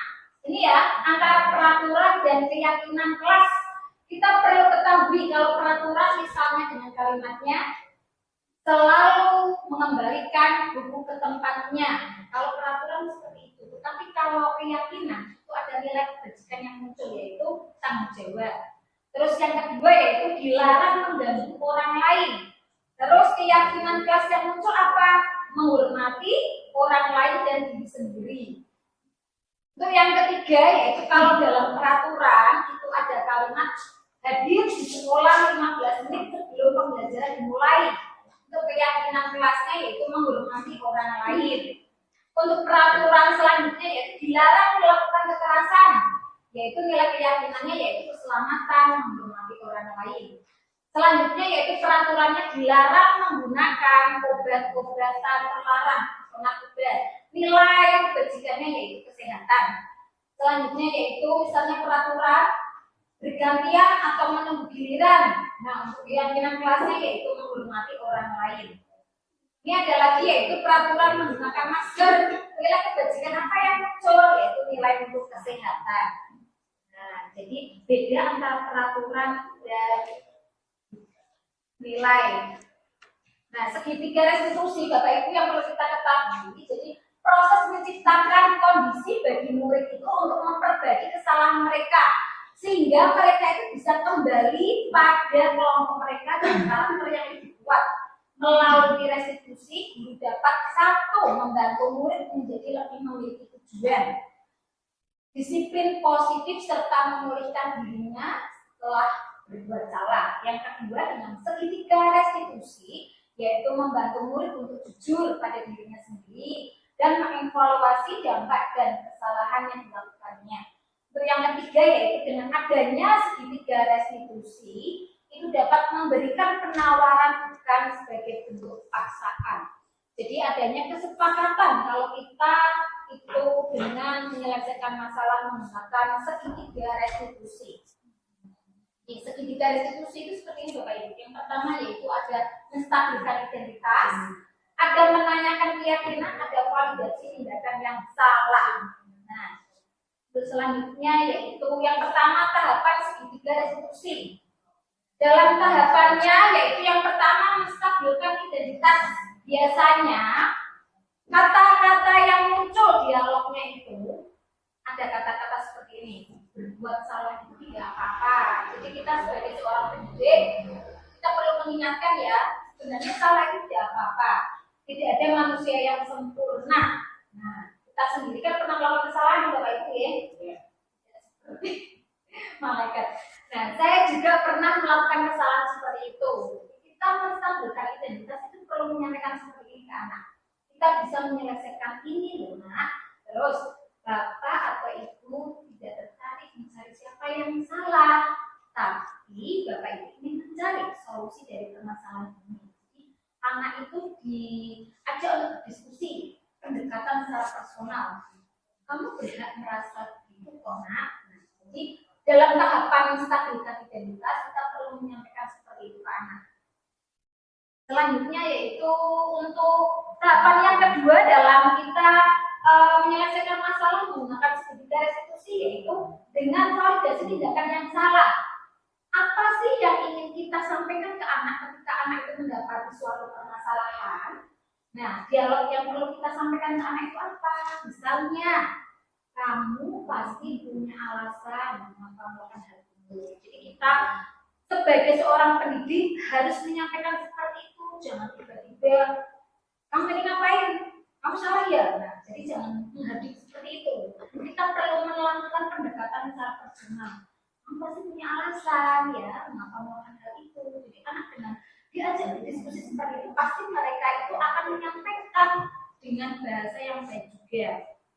Kamu patut bangga pada dirimu sendiri karena kamu telah melakukan sesuatu yang penting buatmu. Biasanya kan mereka melawak, mereka itu kadang itu ingin supaya dirinya itu aman ya Bapak Ibu. Kita perlu mengingatkan seperti ini. Jadi kita perlu menyampaikan kalimat-kalimat seperti itu ke anak. Jadi tidak langsung kita itu menyampaikan dengan bahasa yang negatif, yang membuat anak itu jadi bersalah, yang membuat anak itu jadi minder, takut sama kita.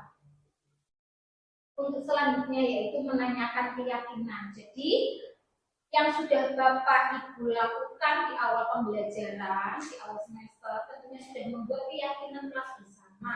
Ketika anak kita melakukan sebuah kesalahan, kita perlu mencoba untuk berdiskusi sama anak, menanyakan keyakinan kelas apa yang sudah mereka langgar. Yang pertama, misalkan apa yang perlu kita sampaikan. Yang pertama yaitu apa yang kita percaya sebagai kelas atau keluarga. Terus apa nilai yang umum yang kita telah sepakati? Ayo, sudahkah kalian menyepakati mengenai keyakinan kelas kita? Terus apa bayangan kita tentang kelas yang ideal? Jadi anak itu diajak diskusi seperti itu biar kelas yang baik itu sebenarnya kelasnya bagaimana ya nak ya. Jadi mereka akan berusaha untuk berpikir mencari solusi ya. Ya kita terus-terusan yang menanyakan. Terus kamu mau jadi orang yang seperti apa jika kamu melakukan kesalahan ini? Jadi anak itu seakan-akan diajak untuk berpikir ya terhadap kesalahan yang sudah mereka perbuat. Oke Bapak Ibu ya, terima kasih banyak untuk kegiatan hari ini ya. Untuk kegiatan hari ini tadi untuk penyampaian yaitu tentang kita tadi ya diskusi bersama untuk menyampaikan diseminasi budaya positif ya. Kita berharap dari kegiatan ini ya Bapak Ibu ya, kita bersama-sama untuk menciptakan budaya positif di lingkungan kita ya. Jadi tadi serangkaian materi tadi bisa kita laksanakan, kita lakukan bersama. Karena dengan kita berkolaborasi, kerjasama, maka akan tercipta suatu lingkungan budaya positif yang baik. Beda dengan kita kalau bekerja sendiri ya, dengan tidak tim, kita perlu adanya kerjasama yang baik. Demikian yang sudah saya sampaikan di Bapak Ibu. Terima kasih sebelumnya sudah mengikuti kegiatan dari awal sampai akhir. Sudah Bapak Ibu sudah berperan aktif tadi menyampaikan pendapatnya. Saya mengucapkan terima kasih dan saya di sini sebagai narasumber di sini bukan saya yang lebih baik ya Bapak Ibu ya, karena ini memang suatu rangkaian kegiatan pendidikan hukum saya yang harus saya lewati. Terima kasih untuk semuanya. Wassalamualaikum warahmatullahi wabarakatuh. Saya kembalikan lagi kepada moderator. Oke, terima kasih Bu Yuli, luar biasa penyampaian dari budaya positif. Untuk acara selanjutnya yaitu tanya jawab, monggo Bapak Ibu, ada hal yang perlu ditanyakan tidak mengenai tentang diseminasi budaya positif ini? Bapak Ibu ada yang ditanyakan?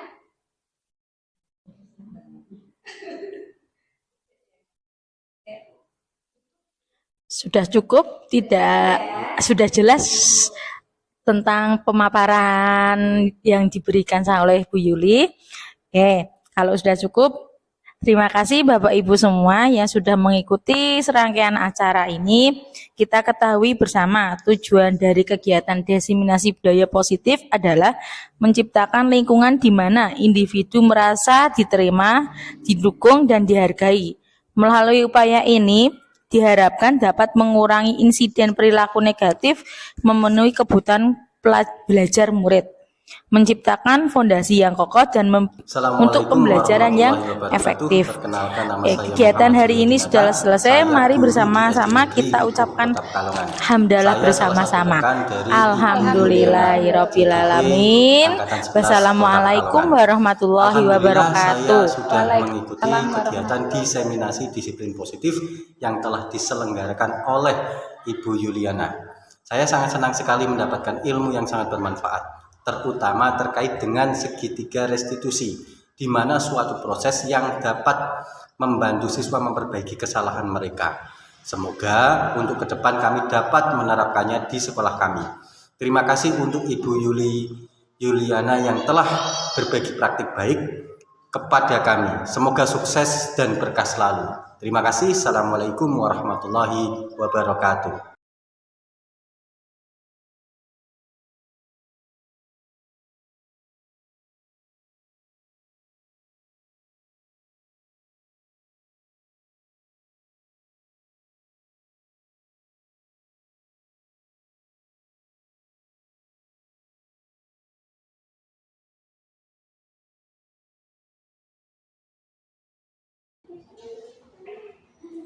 Assalamualaikum warahmatullahi wabarakatuh. Waalaikumsalam warahmatullahi wabarakatuh. Bagaimana kabar kalian hari ini?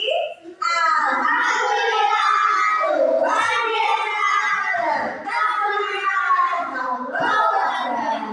Alhamdulillah ya anak-anak kelas 5 luar biasa hari ini berangkat semuanya. Nah, hari ini kita akan membahas tentang keyakinan kelas. Terus dulu ya.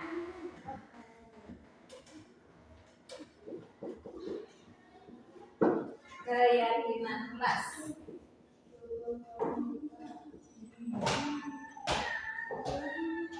Nah, coba kalian ya, hari ini kita akan membahas tentang keyakinan kelas. Tujuan dari kita membahas tentang keyakinan kelas kita itu untuk apa ya kira-kira ya? Untuk apa, ada yang tahu? Nah, kira-kira untuk apa, ada yang tahu tidak? Untuk apa maksudku?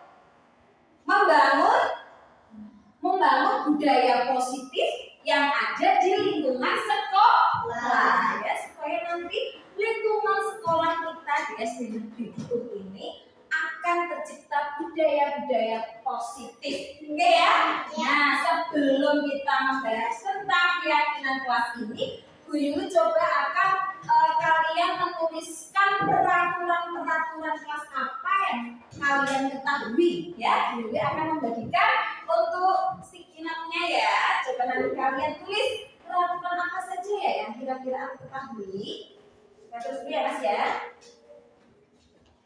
Oke, tulis.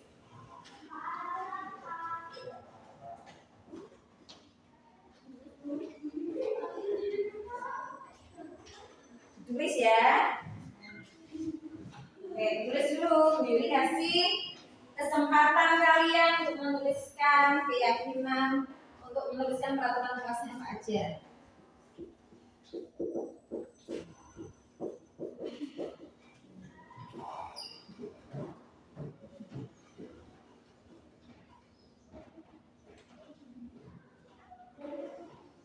Ditulis kira-kira di sekolah itu perlu adanya aturan apa ya? Nah, ingat-ingat biar nanti sekolah kita itu nampak budaya positifnya.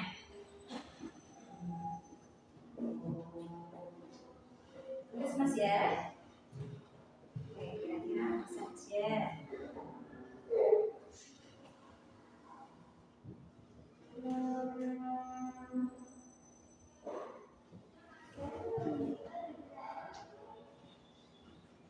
Oke, untuk selanjutnya juga sudah selesai belum? Sudah ya. Nah, coba untuk selanjutnya yaitu kalau mengandalkan peraturan kelasnya itu kalian tempel di satu dokumen dari Mas Agung. Coba Mas Agung tempel. Ya. Oke, tempel di sini ya Mas Agung ya. Oke, tempel di sini Mas. Oke, lanjut. Nah.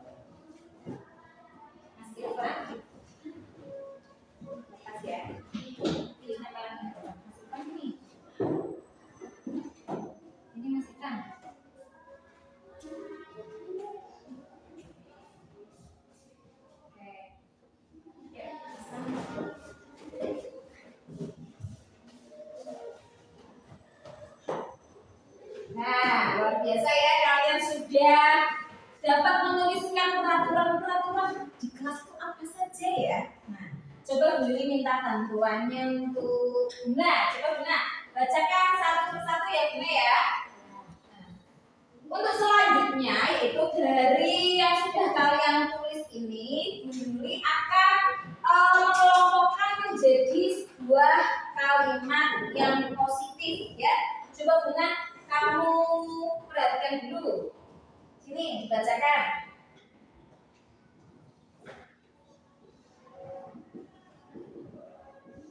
Kalimat positif ya. Dari peraturan kelas tadi, coba kira-kira yang nomor 1 ini, coba punya yang nomor 1 dibaca. Tidak melaksanakan piket kelas. Nah, coba tidak melaksanakan piket kelas ini termasuk kalimat positif atau negatif? Negatif. Coba siapa yang berani menunjuk jari untuk mengubah dari kalimat yang negatif tadi jadi kalimat positif? Coba, silakan. Apa ya? Tadi kan tidak melaksanakan piket kelas, berarti harusnya apa? Harus melaksanakan Benar, melaksanakan piket ke kita terus dulu ya. Melaksanakan piket ke coba selanjutnya baca enggak? Yang ini tidak saling mengejek. Coba tidak saling mengejek itu negatif atau positif? Negatif. Positifnya berarti apa? Saling menghargai.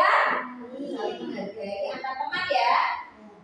Menghargai antar teman. Ya coba punyanya Bunda. Yang pertama dibaca. tidak membuang sampah pada tempatnya. Nah, tidak membuang sampah pada tempatnya positif atau negatif? Negatif. Kita ngomongkan jadi positif berarti bagaimana? Membuang sampah pada tempatnya. Nah, membuang sampah pada tempatnya. Membuang sampah pada tempatnya.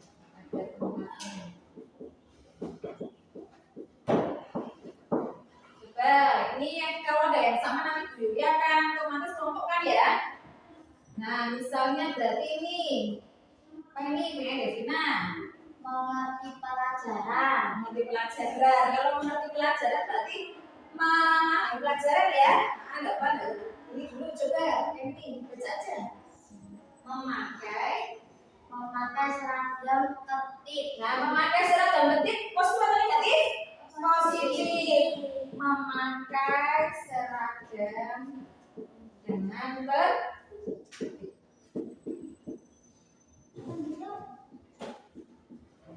selanjutnya ini yang kedua apa itu? Baca. Tepat waktu. Berangkat tepat waktu.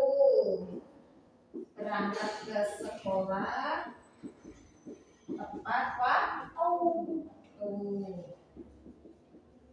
Terus apa lagi? Ayo dibaca. Nih, apa ini? Menyayangi teman ya. Saling menyayangi teman.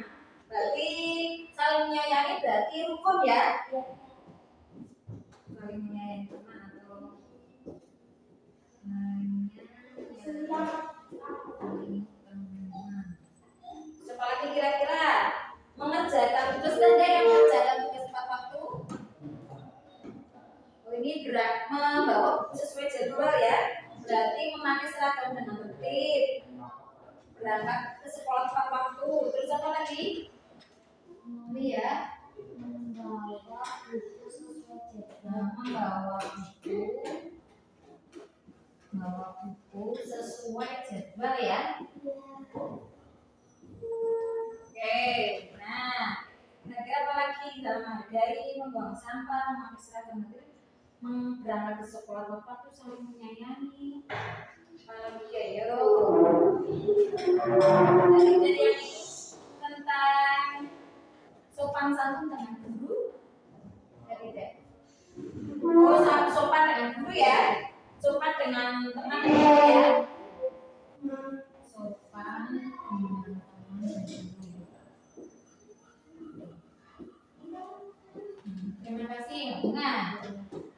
Tuh, nah, tadi dari peraturan kelas yang sudah kalian tulis itu Bu Yuni sudah kelompokkan ya. Kalau yang pertama tidak Bu Yuni tulis kembali.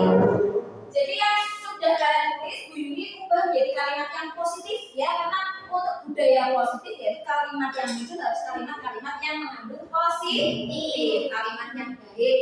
Selanjutnya yaitu kalian bersama Bu Yuni yang menentukan untuk nilai kebajikannya ya. Nilai kebajikannya. Ayo yang pertama kira-kira melaksanakan piket kelas nilai kebajikannya apa Mas? Berarti seperti menjaga kebersihan juga ya? Sama tidak? Dengan menjaga kebersihan? Sama ya? Melaksanakan piket kelas, membuang sampah pada tempatnya. Ini juga melaksanakan piket kelas berarti masuknya tanggung jawab atau kebersihan? Bersihan. Tanggung jawab atau kebersihan? Tanggung jawab ya, tanggung jawab. Tanggung jawab. Nah, yang kedua, saling membagi antar teman berarti ini kebajikannya apa yuk? Menghargai ya, menghargai. Yang ketiga, membuang sampah pada tempatnya, kebersihan ya, benar atau salah? Nah, kebersihan.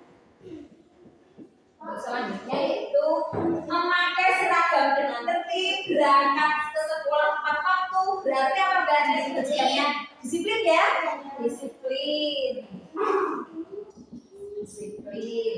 Terus saling menyayangi teman tadi Mas apa? Menghargai ya. Oke. Membawa buku sesuai jadwal berarti itu maksudnya tanggung jawab. Tanggung jawab bisa ya. Kan kita harus tanggung jawab dengan apa yang sudah ditugaskan, ya. Terus sopan dengan teman dan guru, menghargai, ya. Nama-nama. Coba dari nilai kebajikan ini kita akan membuat untuk tabel T ya. Tabel yang tampak dan tidak tampak.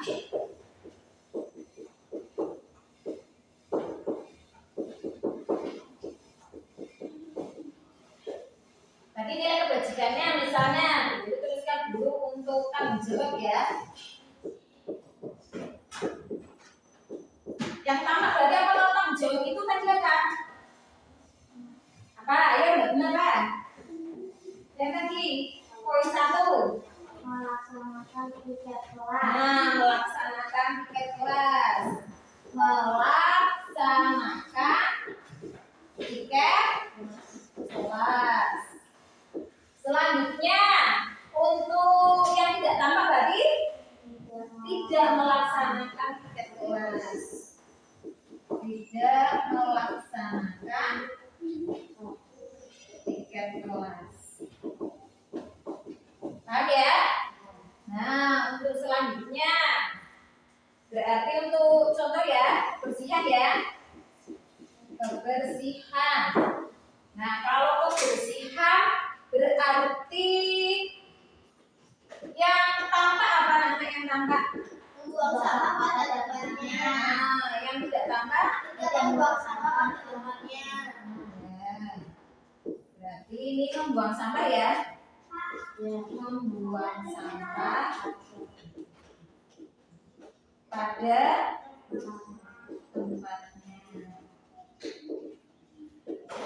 Yang ini tidak membuang sampah pada tempatnya. Tidak membuang sampah. Membuang sampah pada tempatnya. Nah, sampai di sini paham tidak anak-anak? Paham. Kalau yang disiplin berarti apa? Kalau yang disiplin berarti apa? Memakai seragam dengan tertib. Nah, yang tampak berarti apa? Tidak memakai seragam Nah, yang tampak itu tadi apa? Memakai ya? Memakai seragam.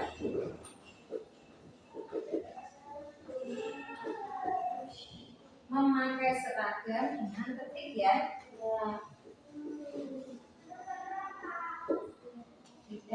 diserahkan dengan tertib.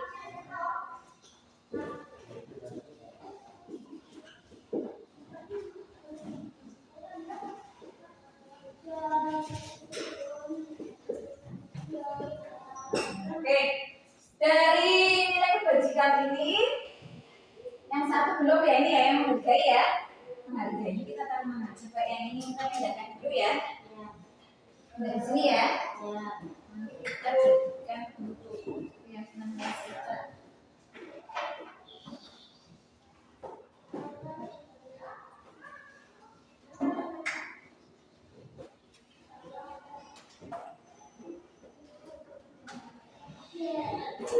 Oke, ini coba yang kalimat positif ini sambil kalian catat ya, buat nanti Bu Yuli akan nanti buatkan poster ya, yang itunya, yang apa yang dijadikan kesepakatan kelasnya. Oke, dari nilai kebajikan ini kan sudah tahu yang tampak itu apa saja kegiatan, yang tidak tampak ya. Sekarang Bu Yuli akan membuat untuk tabel Y-nya ya. Tabel Y. Nah, tabel Y. Tadi yang menghargai atau keamanan ya. Nah, coba kalau kebersihan yaitu kegiatannya apa yang terlihat, yang terdengar apa dulu? Yang terdengar, misalnya di sini kebersihan ya. Yang terdengar berarti apa? Kira-kira kalimat-kalimat apa yang kalian dengar ketika ada yang menyuruh kebersihan? Ayo, apa? Ayo, murid memperhatikan guru. ayo menjaga kebersihan. Ayo menjaga kebersihan. Kalau yang terlihat berarti apa? Murid membuang sampah pada tempatnya ya. Buang sampah pada tempatnya.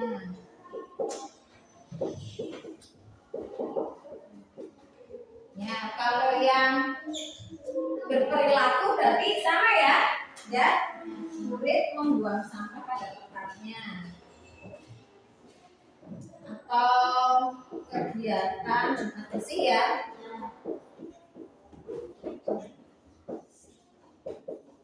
Nah, itu merupakan tabel Y. Contoh ya. Nah, yang pertama yaitu yang terdengar, terus yang ke sebelah sini itu terlihat, kalau ini yang berperilaku, ya. Kalian paham? Paham. Sekarang kita akan menuliskan bersama untuk tugas seorang guru itu apa, terus tugas seorang guru itu apa, ya. Jadi biar kalian itu paham tugasnya guru itu apa, tugasnya kalian itu apa, paham ya? Nah, coba kita tuliskan sebelah sini.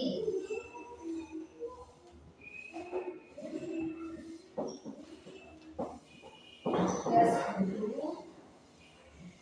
Coba tugasnya guru kira-kira apa ya? Yang pertama yaitu mengajar ya.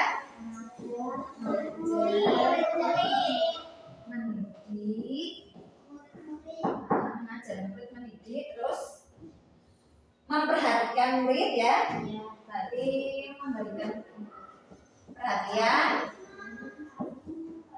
kepada murid ya. Perhatian, mendidik, mengajar. Terus apa lagi kira-kira tugas guru ya? Tugas guru menyampaikan ilmu ke mengajar nanti ya, memberikan perhatian, terus nasihat.